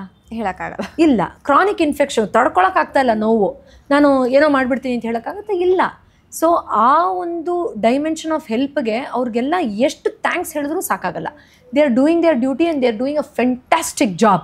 I am eternally grateful for them. ಅದನ್ನು ನಾನು ಕಾಂಪಿಟೇಷನು, ಕಂಪ್ಯಾರಿಸನ್ನು, ಅದು ಕೆಳಗೆ ನನ್ನ ಮೇಲೆ I will never try to prove that it's not at all my duty. What I am trying to tell is, why did you manifest the disease, ಅದನ್ನು ಅರ್ಥ ಮಾಡ್ಕೊಳ್ರಪ್ಪ ಅಂತ ಹೇಳ್ತಾ ಇದ್ದೀನಿ. ಓಕೆ. ಈಗ ಮಂಡಿ ನೋವು ಬಂತು ನಿಂತ್ಕೊಳ್ಳೋಕ್ಕೆ ಆಗಲ್ಲ, ಪಾಪ ರೀಪ್ಲೇಸ್ಮೆಂಟ್ ಮಾಡ್ಕೊಂಡು ಎಷ್ಟೋ ಜನ ಓಡಾಡ್ತಾರೆ, ಎಷ್ಟು ಥ್ಯಾಂಕ್ಸ್ ಹೇಳ್ಬೇಕು ನಾವು ಮೆಡಿಕಲ್ ರಿಸರ್ಚ್ಗೆ. ಆದರೆ ಇನ್ನು ಮಂಡಿ ನೋವು ಲೆವೆಲ್ ಹೋಗಿ ಸವ್ಯೋ ಲೆವೆಲ್ವರೆಗೂ ನೀನು ಏನು ಗೂಫಪ್ ಮಾಡ್ದಪ್ಪ, ಅದನ್ನು ಯಾರು ಹೇಳ್ತಾರಮ್ಮ? ಈಗ ನನಗೆ ಪ್ರೀತಿ ಕಮ್ಮಿ ಆಗಿದೆ ಅಂತ ಎಷ್ಟೋ ಜನಕ್ಕೆ ಡಿಪ್ರೆಷನ್ ಆಗುತ್ತೆ. ಆ ಡಿಪ್ರೆಷನ್ನು ಕೆಮಿಕಲ್ ಇಂಬ್ಯಾಲೆನ್ಸ್ ಆಗಿ, ಹಾರ್ಮೋನ್ ಇಂಬ್ಯಾಲೆನ್ಸ್ ಆಗಿ, ವೈಟಲ್ ಆರ್ಗನ್ಸು ಏನೇನೋ ಎಲ್ಲ ಹೆಚ್ಚು ಕಮ್ಮಿ ಆಗಿ ಕ್ಯಾನ್ಸರ್ ಅಂತ ದೊಡ್ಡ ದೊಡ್ಡ ಕಾಯಿಲೆಗಳು ಬರುತ್ತೆ. ಈಗ ನೀವು ಮೆಡಿಕಲ್ ಸ್ಟೋರ್ಗೆ ಹೋಗ್ಬಿಟ್ಟು ಪ್ರೀತಿ ಜಾಸ್ತಿ ಮಾಡೋ ಟ್ಯಾಬ್ಲೆಟ್ ಕೊಡಿ ಅಂತ ಕೇಳ್ತೀರಾ? ನನ್ನ ಮನೆಯಲ್ಲಿ ಗಲಾಟೆ ಆಗ್ತಾ ಇದೆ, ಅದನ್ನು ನಿಭಾಯಿಸೋಕ್ಕೆ ನನಗೆ ಮಾತ್ರ ಕೊಡಿ ಅಂತ ಕೇಳ್ತೀರಾ? ಇಲ್ಲ ಹಿಂದಿನ ಜನ್ಮದ ಏನೋ ಕರ್ಮ ಇದೆ, ಸಾಲ್ವ್ ಮಾಡೋಕ್ಕೊಂದು ಮಾತ್ರ ಕೊಡಿ ಅಂತ ಕೇಳ್ತೀರಾ? ಅಮ್ಮ, SLCಲಿ ಮಾರ್ಕ್ಸ್ ಕಮ್ಮಿ ಬಂದೆ ಅಂತ ಅಪ್ಪ ಮನೆಯಿಂದ ಆಚೆ ಹಾಕಿದ್ರು ಟ್ರಾಮಾ 42ನೇ ವಯಸ್ಸಿಗೆ ಶಾಕ್ ಆಗಿ ಬ್ರೈನಲ್ಲಿ ಇಂಬ್ಯಾಲೆನ್ಸ್ ಆಗಿ ಬಂದಿರೋ ಪೇಷಂಟ್ಗಳು ಇದ್ದಾರೆ ಅಂತ ಹೇಳಿದ್ರೆ ನಂಬಕ್ಕಾಗತ್ತೆ ಯಾರಿಗಾದ್ರು? ಕನ್ಸಲ್ಲಿ ಹಾಲ್ ಟಿಕೆಟ್ ಮಾಡ್ತೋದೆ, ಎಕ್ಸಾಮ್ ಮಿಸ್ ಮಾಡಿಬಿಟ್ಟೆ, ಟ್ರೈನ್ ಮಿಸ್ ಮಾಡಿದೆ, ಅಪ್ಪ ಹೊಡಿತಾ ಇದ್ದಾರೆ, ಇದನ್ನೇ ಟ್ರಾಮಾ ಆಗಿ ತೊಗೊಂಡು ದೊಡ್ಡ ಕಾಯಿಲೆ ಬರುತ್ತೆ ಒಬ್ಬ ಮನುಷ್ಯನ. ಉದಾಹರಣೆ ನಾನು ಹೇಳ್ತಾ ಇರೋದು. ಓಕೆ. ನಾನು ಎಷ್ಟೋ ಕ್ಲಾಸಸಲ್ಲಿ ಹೇಳಿದ್ದೀನಿ, ನನ್ನ ತಮ್ಮ ಹುಡುಗ ಅಂತ ಅವನಿಗೆ ಬಿಸಿ ಇಡ್ಲಿ ಇಡ್ತಾಯಿದ್ರು, ಅಮ್ಮ ನನಗೆ ತಂಗ್ಳ ಹಾಕ್ತಾಯಿದ್ರು. ಅದೇ ದೊಡ್ಡದಾಗಿ ಬೆಳೆದು ಇನ್ನೊಂದೇನೋ ಆಗಿ ಆ ಮಹಿಳೆಗೆ ವಿಚಿತ್ರ ಕಾಯಿಲೆಗಳು ಬರುತ್ತೆ ಅಂದರೆ ನಂಬ್ತಾರ ಯಾರಾದರೂ? ನಗ್ತಾರೆ. ಏನು ಮೇಡಮ್ ಇದೆಲ್ಲ ಕಾಯಿಲೆ ಬರಿಸುತ್ತಾ? ಬಟ್ ನಮ್ಮ ಎಲ್ಲರ ಜೀವನದಲ್ಲೂ ಇದಿದೆ. ಓಕೆ. ಸೊ ಇದನ್ನು ಅರ್ಥ ಮಾಡ್ಕೊಳ್ರಪ್ಪ. ಆಗ ನೀವು ನಿಮ್ಮ ಮನೆ, ನಿಮ್ಮ ಸಂಸಾರ, ಸಮಾಜ ಎಲ್ಲ ನೈಸರ್ಗಿಕವಾಗಿ ಆರೋಗ್ಯಕರವಾಗುತ್ತೆ ಅನ್ನುವಂಥ ಒಂದು ವಿಚಾರವನ್ನು ಹೇಳಬೇಕು ಅಂತ ನನಗೆ ಇಷ್ಟ. ಅಂದರೆ ಈಗ 15 ವರ್ಷ ಅದಕ್ಕಿಂತ ಮುಂಚೆ ನಾನು ಪ್ರಾಕ್ಟೀಸ್ ಮಾಡ್ತಾ ಇದ್ದೆ. ನಾನು ಹೇಳಿದಾಗೆ ನಾನು ತುಂಬ ಚಿಕ್ಕ ಹುಡುಗಿ ಸೈನ್ಸಸ್ ಬಗ್ಗೆ ಗೊತ್ತಾದಾಗ. PU ಆ ಥರ ಟೈಮಲ್ಲಿ ಡ್ರಗ್ಲೆಸ್ ಥೆರಪಿ ಕಲಿತಾರೆ ಅಂದರೆ ಒಂದು ಮಜಾ, ಏನೋ ಚೆನ್ನಾಗಿದೆ ಕಲಿತೀವಿ ಅಂತ ಕಲ್ತೋಳು ನಾನು. ಆಗ್ಲಿಂದ ಈಗವರೆಗೂ ನೋಡಿದ್ರೆ more than 2 decades of my involvement, there are some key takeaways. I'm requesting the public to adopt that. Okay. You are the reason to manifest your problems. First, we have to take responsibility. ಎರಡನೇದು, ನಾವು ಕೊರಗಿನಲ್ಲಿ ಅತೃಪ್ತಿಯಲ್ಲಿ ಬದುಕ್ತೀವಲ್ಲ, ಆ ಒಂದು ಪರ್ಸೆಪ್ಷನ್ನ better ಮಾಡ್ಕೋಬೇಕು. ಅದು ಮನೆಯಲ್ಲಿ ಗೊಣಗೋದ್ರಿಂದ ಹಿಡಿದು ಭೀಕರವಾಗಿ ಜಗಳ ಆಗೋದ್ರವರೆಗೂ ಏನು ಬೇಕಾರೋ ಅದನ್ನು ಕ್ರಿಯೇಟ್ ಮಾಡಿರಬಹುದು. ಮೂರನೇದು, ಒಂದು ಒಳ್ಳೆ ಮಗು ಡೆವಲಪ್ ಆಗೋಕ್ಕೆ ಬೇಕಾಗೋ ವಾತಾವರಣ ಇಲ್ಲದೆ ನೀವು ಎಲ್ಲವನ್ನೂ ಸರಿ ಮಾಡ್ತೀನಿ ಅಂತ ಹೇಳೋಕ್ಕಾಗಲ್ಲ. ನಾವೊಂದು ಅಷ್ಟೇನೋ ದಪ್ಪ ದಪ್ಪ ಬುಕ್ಗಳನ್ನು ಓದ್ಬಿಟ್ಟು ಟೆಕ್ಸ್ಟ್ ಬುಕ್ ಓದಿ ಅಲ್ಲಿ ಹೋಗಿ ಉರು ಹೊಡೆದು ವಾಂತಿ ಮಾಡೋದ್ರಿಂದ ನಾನು ಜೀವನದಲ್ಲಿ ಎವಾಲ್ವ್ ಆಗ್ತೀನಿ ಅಂತ ಹೆಂಗೆ ಹೇಳೋಕ್ಕಾಗುತ್ತೆ? ಹಾಗಾದರೆ ನನ್ನ ಹತ್ರ ರಿಚ್ ಪೇಷಂಟ್ಗಳು ಯಾರೂ ಬರ್ತಾನೆ ಇರಲಿಲ್ಲ, ಬರೀ ಬಡವರೇ ಬರೋರು. ಎಷ್ಟು ಬೇಕಾದ್ರೂ ದುಡ್ಡು ಕೊಡ್ತೀನಿ ಮೇಡಮ್, ನನ್ನ ಕಾಯಿಲೆ ವಾಸಿ ಮಾಡಿ ಅಂತ ಹೇಳ್ತಾರೆ. ಇಲ್ಲಪ್ಪ ನನ್ನ ಫೀಸ್ ಇಷ್ಟೇ, ನಿಮ್ಮ ದುಡ್ಡಿನ ಹತ್ರ ಇಟ್ಕೊಪ್ಪ, ನೀನು ಕೆಡಿಸ್ಕೊಂಡಿರೋ ವಿಚಾರ ಸರಿ ಮಾಡ್ಕೊಳಪ್ಪ ಸಾಕು, ನೀನೇನು ಎಕ್ಸ್ಟ್ರಾ ಫೀಸ್ ಏನು ಕೊಡೋದು ಬೇಕಾಗಲ್ಲ ಅಂತ ಎಷ್ಟು ಜನಕ್ಕೆ ಹೇಳ್ತೀವಿ ನಾವು ಬೆಳಗಾದರೆ. ಆ ಒಂದು ಮೆಚುರಿಟಿ ಡೆವಲಪ್ ಮಾಡ್ಕೊಳ್ಳಿ ನಾವು ಹೇಳ್ತಾ ಇರೋದು. ಆಗ ಎಷ್ಟು ಜನಮ್ಮ ಒಂದು ಗ್ಯಾಸ್ಟ್ರಿಕ್ಕನ್ನು ಹ್ಯಾಂಡಲ್ ಮಾಡೋಕ್ಕಾಗದೆ 20-30 ವರ್ಷ ನರಕ ಯಾತನೆ ಅನುಭವಿಸ್ತಾರೆ. ಅದರ ill effect, as any genre any conventional medicine is doing great, ಆದರೆ ಅದರ ಸೈಡ್ ಎಫೆಕ್ಟ್ಸನ್ನು ಡಿನೈ ಮಾಡೋಕ್ಕೆ ನಾವು ಸಾಧ್ಯನೇ ಇಲ್ಲ ಅಲ್ವಾ? ಏನೋ ಒಂದು ಚಿಕ್ಕ ಹೊಟ್ಟೆ ನೋವಿಗೆ ಅಂತ ತೊಗೊಂಡಿರೋದು ನಾಳೆ ದಿನ ದೊಡ್ಡದಾಗಿ ಇನ್ನೊಂದೇನೋ ಆಗಿ ವಾಪಸ್ ಬರುತ್ತೆ. ಅದು ಡಯಾಬಿಟಿಸ್ ಇರ್ಬೋದು, ಅಥವಾ ಹಾರ್ಮೋನ್ ಇಂಬ್ಯಾಲೆನ್ಸ್ ಇರಬಹುದು, ಇನ್ನೊಂದು ಇರಬಹುದು. ಹೋಗಿ 15 ವರ್ಷದ ಹಿಂದೆ ಆ ಡಾಕ್ಟರ್ನ ಕೇಳೋಕ್ಕಾಗತ್ತಾ? ಆಗಲ್ಲ. ಅದು ನಾವೇ ಒಪ್ಕೊಳ್ಳೋಲ್ಲ. ಫಸ್ಟ್ ಆಫ್ ಆಲ್ ಅವ್ರ ಹತ್ರ ಹೋಗೋದು ಬಿಡಿ, ತುಂಬ ದೂರದ ಮಾತು. ಯಾವುದೇ ಫಾರಿನ್ ಎಲಿಮೆಂಟ್ ತೊಗೊಂಡ್ರೆ ಅಲ್ಲೊಂದು ಸೈಡ್ ಎಫೆಕ್ಟ್ಸ್ ಇದೆ ಅನ್ನೋದು ತಲೆಯಲ್ಲಿ ಇಟ್ಕೊಳ್ಳಿ ಅಂತ ನಾನು ಹೇಳ್ತಾ ಇರೋದು. ಎಸ್, ಎಮರ್ಜೆನ್ಸಿಗೆ ತೊಗೊಳ್ಳಿ, ಯಾಕಂದ್ರೆ ನನ್ನ ಹತ್ರನೇ ಟ್ರೀಟ್ಮೆಂಟ್ ಬರೋರಿಗೆ ಅದನ್ನು ಪ್ಯಾರಲಿ ಮಾಡಿಪ್ಪ, ರಿಸಲ್ಟ್ಸ್ ಬಂದಮೇಲೆ ಕಟ್ ಡೌನ್ ಮಾಡಿ ಆಮೇಲೆ ಸ್ಟಾಪ್ ಮಾಡಿ ಅಂತ ಹೇಳ್ತೀನಿ. ನಾಳೆ ಬೆಳಗ್ಗೆ ನಾನು ನಿಲ್ಲಿಸ್ಬಿಡಪ್ಪ ಅಂತ ನಾನು ಒಬ್ರಿಗೂ ಹೇಳಿಲ್ಲ. ನಾನು ಯಾಕೆ ರಿಸ್ಕ್ ತೊಗೊಳ್ಳಿ ಫಸ್ಟ್ ಆಫ್ ಆಲ್ ಅಲ್ವಾ? ಬಟ್ ರಿಸಲ್ಟ್ಸ್ ನೋಡ್ತಾ ನೋಡ್ತಾ ಅವರೇ ಕಟ್ ಡೌನ್ ಮಾಡ್ತಾರೆ. ಆ್ಯಂಡ್ ಈ ನಡುವೆ ಅಂತೂ ಎಷ್ಟು ಒಳ್ಳೊಳ್ಳೆ ಮೆಚುರಿಟಿ ಇರೋ ಡಾಕ್ಟರ್ಸ್ಗಳಿದ್ದಾರೆ ಅಂದರೆ, first of all they refer lot of people to me. ಅದ್ರ ಜೊತೆಯಲ್ಲಿ ಡಾಕ್ಟರ್ ನೀವು ಜೊತೆಯಲ್ಲಿ ಅದಕ್ಕೆ ಡೋಸೇಜ್ ಕಮ್ಮಿ ಮಾಡ್ತಾ ಬನ್ನಿ ಅಂದಾಗ ಕಾಪ್ರೇಟ್ ಮಾಡ್ತಾರೆ. ಮೊದಲ ಥರ ಇಲ್ಲ, ಅದೆಲ್ಲ ತಗೋಬೇಡ್ರಿ ಅಂತ ಹೇಳೋರು ಇಲ್ಲ. ಈಗ 90% ಜನ ಹೌದು that is a real thing, ನಾನು ಡೋಸೇಜ್ ಕಮ್ಮಿ ಮಾಡಿಸ್ತೀನಿ, ಅವ್ರ ಹತ್ರ ಟ್ರೀಟ್ಮೆಂಟ್ ತೊಗೊಂಡು ರಿಸಲ್ಟ್ಸ್ ತೊಗೊಂಡು ಬನ್ನಿ ಅಂತ ಹೇಳೋರು ತುಂಬ ಜನ ಇದ್ದಾರೆ ಇವಾಗ. ಸೊ ಕೀ ಟೇಕ್ ಅವೇ ಏನು ನಾನು ಪ್ರೊಪಗೇಟ್ ಮಾಡ್ತಾ ಇರೋದು, ಅದ್ರ ಮೇಲೆ ಫೋಕಸ್ ಮಾಡಿ. ನಾನು ಯಾವ ಪ್ರಾಕ್ಟೀಸ್ ವಿರುದ್ಧನೂ ಅಲ್ಲ. Every practice is amazing, very very beneficial for humanity. But ಅದ್ರ ಹಿಂದೆ ಪಿಕ್ಚರ್ ನೋಡದೆ ಬಕ್ರಾಗಳ ಥರ ಅದಕ್ಕೆ ಬೀಳೋದು ಬೇಡ ಅಂತ ಹೇಳ್ತಾ ಇದ್ದೀನಿ. ನಾವು ಆಯಿತಾ ಪಾಕೆಟಲ್ಲೇ ಇಟ್ಕೊಂಡ್ಬಿಟ್ಟೆ ತೊಗೊಂಡ್ಬಿಟ್ಟೆ ಅಂತ ತುಂಬ ಖುಷಿ ಪಡ್ತಾರೆ. ಹೌದಾ, ಇಷ್ಟು ವರ್ಷದಿಂದ ನೋಡ್ತಾ ಇದೆಯಾ, ಯಾಕೆ ಅಂತ ನಿಮ್ಮ ದೇಹದ ಜೊತೆ ನೀವು ಕೂತ್ಕೊಳ್ಳಿಲ್ವಾ, ಕಣ್ಮುಚ್ಚಲಿಲ್ವಾ, ಯಾವ ವಿಚಾರ ಅಂತ ಕೇಳಲಿಲ್ವಾ ಅಂದರೆ ಹಂಗಂದ್ರೆ ಏನು ಮೇಡಮ್ ಅಂತಾರೆ. ಕೋಪ ಬರುತ್ತೆ, ಏನು ಮಾಡೋದು, ಮತ್ತೆ ಸಮಾಧಾನವಾಗಿ ಹೇಳಬೇಕಷ್ಟೇ ಎಲ್ಲ. So this is where my intention is. So ಇಷ್ಟೊತ್ತು ಡ್ರಗ್ಲೆಸ್ ಥೆರಪಿ ಬಗ್ಗೆನೇ ಮಾತಾಡ್ತಾ ಬಂದ್ರಿ. ಸೊ ಸಾಕಷ್ಟು ಇನ್ಫಾರ್ಮೇಷನ್ನ ಕೂಡ ನೀವು ಜನಕ್ಕೆ ಕೊಟ್ಟಿದ್ದೀರಾ. ಸೊ ಇವಾಗ ಯಾರಿಗಾದ್ರೂ ಈ ಒಂದು ಮ್ಯಾನಿಫೆಸ್ಟೇಷನು ಅಥವಾ ಡ್ರಗ್ಲೆಸ್ ಥೆರಪಿ ಬಗ್ಗೆ ನಾನು ಕಲ್ತ್ಕೊಬೇಕು, ಈ ಥರ ಒಂದು ಕೋರ್ಸ್ ಇದ್ರೆ ನಾನು ಕಲಿತೀನಿ ಅಂತ ಇಂಟ್ರೆಸ್ಟೆಡ್ ಆಗಿ ಬಂದವ್ರಿಗೆ ನೀವೇನಾದರೂ ಕೋರ್ಸಸ್ ಏನಾದರೂ ಪ್ರೊವೈಡ್ ಮಾಡ್ತೀರಾ? ಎಸ್, ಡೆಫಿನೆಟ್ಲಿ ಹೌದು. ನಾನು ಕಳೆದ ಸುಮಾರು ವರ್ಷಗಳಿಂದ, ಆಲ್ಮೋಸ್ಟ್ ನಾನು ಕ್ಲಿನಿಕ್ ಶುರು ಮಾಡಿದಾಗ್ಲಿಂದ ವರ್ಕ್ಶಾಪ್ಸ್ ನಡೆಸ್ತಾನೆ ಬಂದಿದ್ದೀನಿ. ಬಟ್ ಇದೆಲ್ಲ ಶಾರ್ಟ್ ವರ್ಕ್ಶಾಪ್ಸ್ ಇರ್ತಾ ಇತ್ತು, ಅಂದರೆ ಬೆಳಗ್ಗೆಯಿಂದ ಸಂಜೆವರೆಗೂ, ಅಥವಾ ಆನ್ಲೈನ್ ಶುರು ಆದಮೇಲೆ 3 or 4 hours. ಇನ್ಫ್ಯಾಕ್ಟ್ ನೆಕ್ಸ್ಟ್ ನಾನು ಆ 2 ರೆಕಾರ್ಡ್ಗಳಿಗೂ ಅಪ್ಲೈ ಮಾಡಬೇಕು ಅಂತಿದ್ದೀನಿ. ಹೈಯೆಸ್ಟ್ ಈ ಥರ ಬೇರೆ ಬೇರೆ ಮೊಡಾಲಿಟೀಸ್ ಔಷಧರಹಿತವಾಗಿ ಹೇಳ್ಕೊಟ್ಟಿರೋದು ಎಷ್ಟೋ ಲಕ್ಷ ಸ್ಟೂಡೆಂಟ್ಸ್ ಪಾರ್ಟಿಸಿಪೇಟ್ ಮಾಡಿದ್ದಾರೆ ನಮ್ಮ ಹತ್ರ. ಅದನ್ನು ಅಪ್ಲೈ ಮಾಡಬೇಕು ಅಂತಿದ್ದೀನಿ, ಆದಷ್ಟು ಬೇಗ ಅದು ಕೂಡ ಆಗಲಿ. ಬಟ್ ಈಗ ಹೀಲರ್ಸ್ ಕೋರ್ಸ್ ಅಂತ ಒಂದು 6 months ಇಂಟಿಗ್ರೇಟೆಡ್ ಪ್ರೋಗ್ರಾಮ್ ಒಂದು ಶುರು ಮಾಡಬೇಕು ಅಂತ ಅಂದ್ಕೊಂಡಿದ್ದೀವಿ. ಯಾಕೆಂದರೆ ಎಷ್ಟೋ ಜನ ಹೆಣ್ಮಕ್ಳಿಗೆ ಅಯ್ಯೋ ನಾನು ಯೂಸ್ಲೆಸ್ಸು, ನಾನೇನು ಓದ್ಬಿಟ್ಟು ಏನೂ ಮಾಡೋಕ್ಕಾಗ್ತಾ ಇಲ್ಲ, ಅಥವಾ ನಾನು ಓದೇ ಇಲ್ಲ, ನಾನು ಯಾವುದಕ್ಕೂ ಪ್ರಯೋಜನಕ್ಕಿಲ್ಲ, ಈ ಥರ ಅಂದ್ಕೊಂಡಿರೋ ಎಷ್ಟೋ ಜನ ಹೆಣ್ಮಕ್ಳು ನಮ್ಮ ಹತ್ರನೇ ಚಿಕಿತ್ಸೆ ತೊಗೊಂಡು ಆ ಮೈಂಡ್ಸೆಟ್ಟಿಂದ ಹೊರಗಡೆ ಬಂದಿದ್ದಾರೆ. ಆ ಥರದ ಹೆಣ್ಮಕ್ಳಾಗಲಿ ಅಥವಾ ಯಾವುದೇ ಪ್ರೊಫೆಷ್ನಲ್ ಕೋರ್ಸಸ್ ಬೇರೆ ಮಾಡ್ತಾ ಇರಲಿ, ನಮ್ಮ ಎಲ್ಲರಲ್ಲೂ ಹೀಲರ್ ಆಗೋ ಒಂದು ಕೆಪಾಸಿಟಿ ಇದೆ. ಯಾಕಂದರೆ ನಾವು ಯಾರು ಬೇಕಾದ್ರೂ ಧ್ಯಾನ ಮಾಡ್ಬೋದು, ಯಾರು ಬೇಕಾದರೂ ಮೆಟಾಫಿಸಿಕಲ್ ಸೈನ್ಸ್ ಬಗ್ಗೆ ತಿಳ್ಕೊಳ್ಬಹುದು, ಬ್ರಹ್ಮಾಂಡದ ಬಗ್ಗೆ ತಿಳ್ಕೊಬಹುದು, ನಮ್ಮ ಮೈಕ್ರೋ ಲೆವೆಲಲ್ಲಿ ಆ ಎನರ್ಜಿ ಇಲ್ಲಿ ಹೇಗೆ ರೆಕ್ಟಿಫೈ ಮಾಡ್ಕೋಬಹುದು ಅಂತ ತಿಳ್ಕೊಬಹುದು.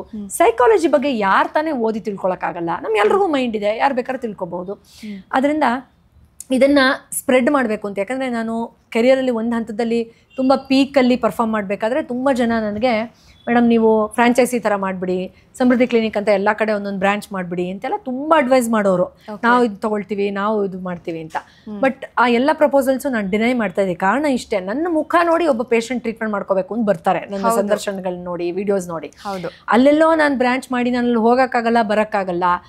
ಅವ್ರು ಏನು ಚಿಕಿತ್ಸೆ ಮಾಡ್ತಾ ಇದ್ದಾರೆ ಥೆರಪಿಸ್ಟ್ಗಳು ಗೊತ್ತಿಲ್ಲ, ಅವ್ರ ಬ್ಯಾಕ್ಗ್ರೌಂಡ್ ಗೊತ್ತಿಲ್ಲ, ಅವರು ಏನು ಹೀಲಿಂಗ್ ಕಲ್ತಿದ್ದಾರೆ ಗೊತ್ತಿಲ್ಲ. ನಾನು ಹೆಂಗೆ ರನ್ ಮಾಡೋಕ್ಕಾಗತ್ತೆ? ಹೌದು, ಅಲ್ಲಿ ಹೋಗಿ ಏನೋ ಸಂಪಾದನೆಗೆ ಒಂದು ಮಾರ್ಗ ಆಯಿತು ಅಂದ ತಕ್ಷಣ ನಾನು ಇಲ್ಲಿಂದ ಕೂತ್ಕೊಂಡು ಅಲ್ಲಿ ಮಾಡ್ತಾ ಇದ್ದೀನಿ ಅನ್ನೋ ಹೆಮ್ಮೆ ನನಗೆ ಬೇಡ ಅಂತ ಹೇಳಿ ನಾನು ಅದನ್ನು ಮಾಡಿರಲಿಲ್ಲ. ಆದರೆ ಈ ಚಿಕಿತ್ಸೆನ ಹೇಳ್ಕೊಡೋದ್ರ ಮೂಲಕ ಇದನ್ನು ಸ್ಪ್ರೆಡ್ ಮಾಡ್ಬೋದು ಅನ್ನೋ ರಿಯಲೈಸೇಷನ್ ನನಗೆ ಬಂದಿದೆ. ಆ್ಯಂಡ್ ಲಕ್ಷಾಂತರ ಜನ ಸ್ಟೂಡೆಂಟ್ಸ್ ಇದ್ದಾರೆ ನಮ್ಮ ಕರ್ನಾಟಕದಲ್ಲಿ. World wide of course I have been travelling through out many countries.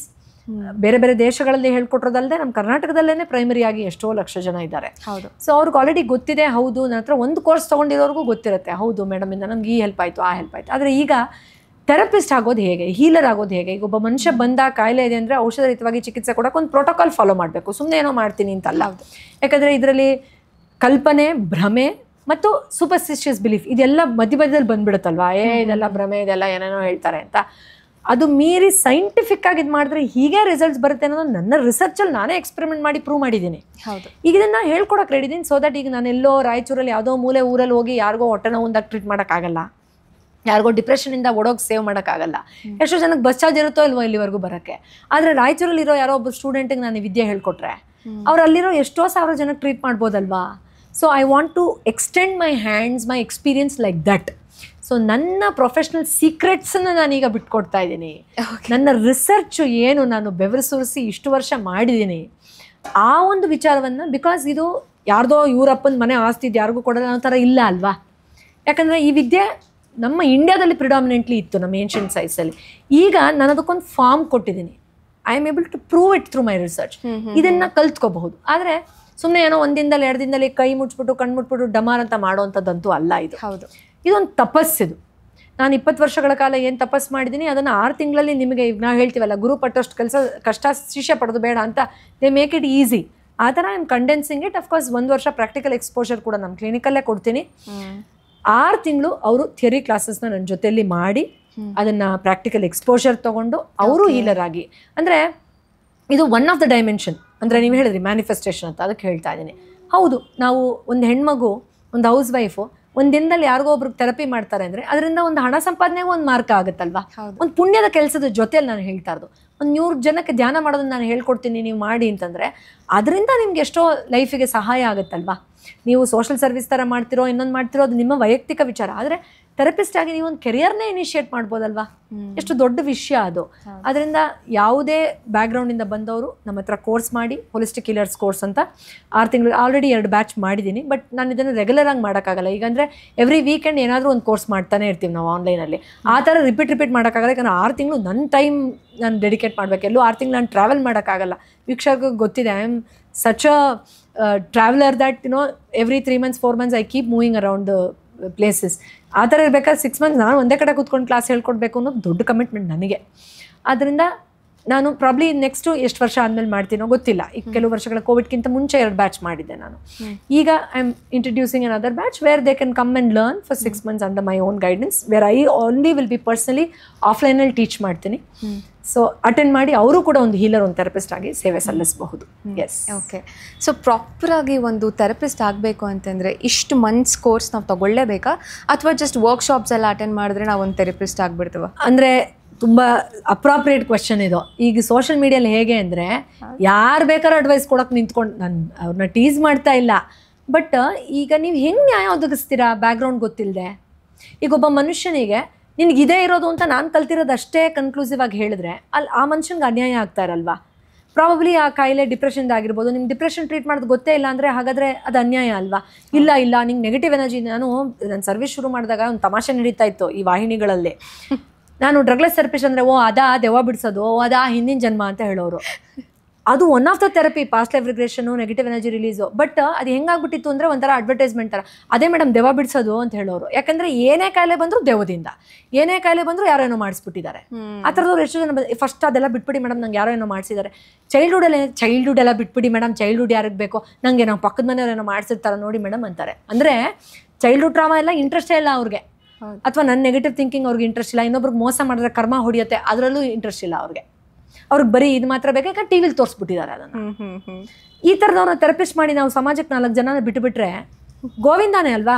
Patient ಅಂತೂ ಬಿಡಿ, ಅವ್ನು ಹಾಳಾಗಿ ಹೋಗ್ಬಿಡ್ತಾನೆ. ಪ್ರಾಪರ್ ನಾಲೆಡ್ಜ್ ಸಮಾಜದಲ್ಲಿ ಆಲ್ಟರ್ನೇಟಿವ್ ಮೆಡಿಸಿನ್ಗೆ ಏನು ಬೆಲೆ ಉಳಿಯತ್ತಮ್ಮ? ಫಸ್ಟ್ ಆಫ್ ಆಲ್ ನಾನು ಇಲ್ಲಿ ರೆಕಗ್ನಿಷನ್ನು ಪೂರ್ತಿ ಹಾಳಾಗಿದೆ ಅಂತ ನಾನು ಫಾರಿನ್ಗೆ ಹೋಗಿ 2 PhD ಮಾಡ್ಕೊಂಡು ಬಂದಿದ್ದೀನಿ. ಅಂಥದ್ರಲ್ಲಿ ಏನು ಉಳಿಯುತ್ತೆ? It will only spoil the beautiful science, the ancient science, which has fortunately been sustained. ದೇವರ ಕೃಪೆಯಿಂದ ಬೇರೆ ಬೇರೆ ದೇಶದಿಂದ ಬಂದು ಇಲ್ಲಿ ಕಲ್ತ್ಕೊಂಡು ಹೋಗಿ ಅಟ್ಲೀಸ್ಟ್ ಅಲ್ಲಿ ಉಳಿಸ್ಕೊಂಡಿದ್ದಾರಲ್ಲ ಬೇರೆ ದೇಶದಲ್ಲಿ, ಅಲ್ಲಾದರೂ ಹೋಗಿ ಕಲಿಬೋದಲ್ವ ನಾವು? ಹೌದು. ಆ ಥರ ಇರ್ಬೇಕಾದ್ರೆ ಏನೋ 2-3 ಪಾಠ ಕಲ್ತ್ಬಿಟ್ಟು ಅರ್ಧ ಗಂಟೆ ಕ್ಲಾಸ್ ಮಾಡಿಬಿಟ್ಟು ನಾನು ಮಾಡ್ತೀನಿ ಅಂತ ಹೋದರೆ ನೀವು ಸಮಾಜಕ್ಕೂ ದ್ರೋಹ ಮಾಡ್ತಾ ಇದ್ದೀರಾ, ಪೇಷಂಟ್ಗಂತೂ ಬಿಡಿ ಖಂಡಿತ ಮೋಸ ಮಾಡ್ತಾ ಇದ್ದೀರಾ. ಆ ಥರ ಆಗಬಾರ್ದು. ಅದಕ್ಕೆ ನಾನು 6 months intense course with practical exposure. ಅಂದರೆ ಇನ್ನೊಬ್ಬ ಪೇಷಂಟ್ ಕೊಟ್ಟರೆ ನೀನು ಟ್ರೀಟ್ ಮಾಡಿ ಅಲ್ಲಿ ರಿಸಲ್ಟ್ಸ್ ನೋಡಿ ನೀನು ನನಗೆ ಅದನ್ನು ಪ್ರೂವ್ ಮಾಡಿ ಹೋಗಿ ಆಮೇಲೆ ಸರ್ಟಿಫಿಕೇಟ್ ತೊಗೊಳ್ತೀಯ ಅಂದರೆ ಎಷ್ಟು ಪ್ರಾಮಾಣಿಕವಾಗಿ ಅದು ಎಫರ್ಟ್ ಇರುತ್ತೆ ಅನ್ನೋದು ಅವರೇ ಅರ್ಥ ಮಾಡ್ಕೋಬೇಕು. ಅದಕ್ಕೋಸ್ಕರ ತುಂಬ ಕರೆಕ್ಟ್ ನೀವು ಹೇಳಿದ್ರಿ. ಈಗಂತೂ ಈಗ ಟ್ಯಾರೋ ಕಾರ್ಡ್ ಕಲಿತೆ ನಾನು ಹೀಲರು ಅಂತ ಅನ್ಕೋತಾರೆ. ಹೌದು, ಏನು ಮಾಡೋದು ಕರ್ಮ. ನ್ಯೂಮರಾಲಜಿ 4 ನಂಬರ್ ಬಗ್ಗೆ ತಿಳ್ಕೊಂಡ್ಬಿಟ್ಟು ನಾನು ಹೀಲರು ಅಂತ ಅನ್ಕೊಂಡ್ಬಿಡ್ತಾರೆ. ನೀವು ನ್ಯೂಮರಾಲಜಿಸ್ಟ್ ಇರ್ಬೋದು, ದಯವಿಟ್ಟು ಹೀಲರ್ ಅಂತ ಕರಿಬೇಡಿ. ಹೌದು, ಬಂದ್ಬಿಟ್ಟು ಯಾರು ಮೆಡಿಟೇಷನ್ ಕೋರ್ಸ್ ಮಾಡಿಬಿಟ್ಟು ನಾನು ಹೀಲಿಂಗ್ ಮಾಡ್ತೀನಿ ಅಂತ ಹೇಳ್ಬಿಡ್ತಾರೆ. ಆ ಮನುಷ್ಯನಿಗೆ ಏನಿದೆ, ಏನು ಮೂಲ ಇದೆ ಅರ್ಥ ಮಾಡ್ಕೊಂಡು ಮಾಡಿ. ಎಲ್ಲರೂ ಮಾಡ್ಬೋದು. ನಾನು ಹೇಳ್ತಾ ಅಲ್ವಾ, ಎಜುಕೇಷನ್ ಬ್ಯಾಕ್ಗ್ರೌಂಡ್ ಇಲ್ಲ ಅಂದ್ರೂ ಹೇಳ್ಕೊಡ್ತೀನಿ ಅಂತ. ಬಟ್ ನನ್ನ ಹಾರ್ಡ್ ವರ್ಕ್ ಬೇಡ, ನಂಗೆ ಡೆಡಿಕೇಶನ್ ಬೇಡ, ನಂಗೆ ಎಫರ್ಟ್ ಬೇಡ, ನಾನು ಬೆಳಗ್ಗೆ ಬೇಗ ಎದ್ದೇಳೋದೆಲ್ಲ ಮಾಡಲ್ಲ.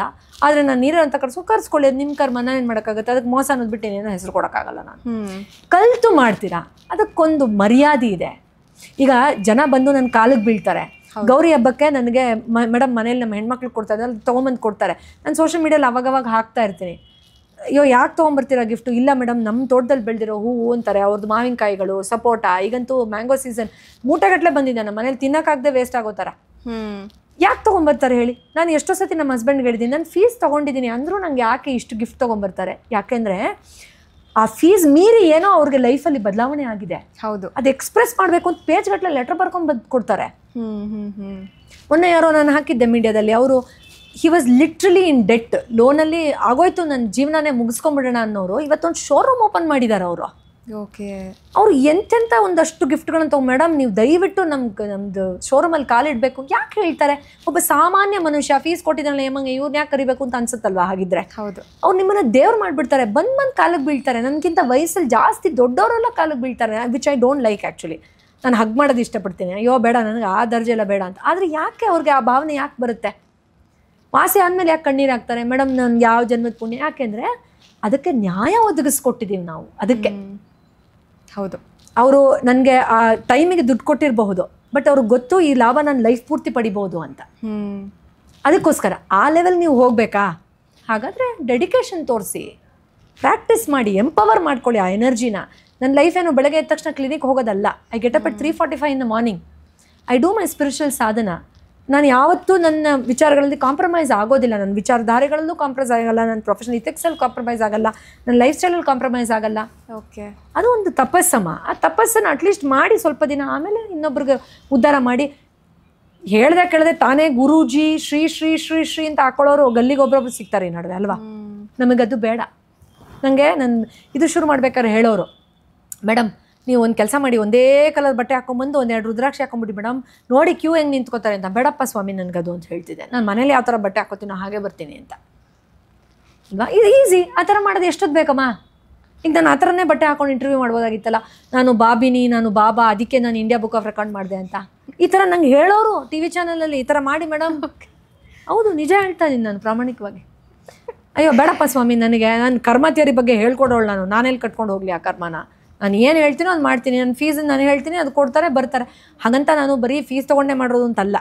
ಲಕ್ಷಾಂತರ ಜನಕ್ಕೆ ಇವತ್ತಿಗೂ ಕೂಡ ಪ್ರತಿ ಅಮಾವಾಸ್ಯೆ ಹುಣ್ಣಿಮೆಗಳಲ್ಲಿ ಉಚಿತವಾದ ಕಾರ್ಯಾಗಾರಗಳು ಅಥವಾ ಎಷ್ಟೋ ಜನಕ್ಕೆ ಉಚಿತವಾದ ಸೇವೆಯನ್ನು ಮಾಡಿದ್ದೀವಿ. ಅದು ಬೇರೆ, ಅದು ನನ್ನ ಪರ್ಸ್ನಲ್ ಬಿಡಿ. But I am telling you, at least professional level ತೊಗೊಳಕ್ಕೆ be eligible. If you calling yourself as a healer, be eligible, act up to it. And learning is continuous. ಇವಾಗ ನಾನು ಇದೆಲ್ಲ ಮಾಡಿದ ತಕ್ಷಣ ನನಗೆಲ್ಲ ಗೊತ್ತಿದೆಯಾ? ಇಲ್ಲ. ನನ್ನ ಪೇಷಂಟ್ಗಳು ಎಷ್ಟೋ ಹೊಸ ವಿಚಾರ, ಚಿಕ್ಕ ಚಿಕ್ಕ ಹುಡುಗರು ಎಷ್ಟೋ ಹೇಳ್ಕೊಡ್ತಾರೆ ನಮಗೆ. ಆ ಓಪನ್ನೆಸ್ ಇರಬೇಕು, ಡೆಡಿಕೇಶನ್ ಇರಬೇಕು, ಇಂಟಿಗ್ರಿಟಿ, ಪ್ರಾಮಾಣಿಕತೆ ಇರಬೇಕು. ಅದರಿಂದ healers course is a dedicated ಇದು ಇನ್ವಾಲ್ವ್ಮೆಂಟ್. ಅಷ್ಟು ಮಾಡಿದ್ರೆ ಖಂಡಿತ ನಾನು ಅಶ್ಯೂರೆನ್ಸ್ ಕೊಡ್ತೀನಿ, you will be able to treat people with drugless therapy.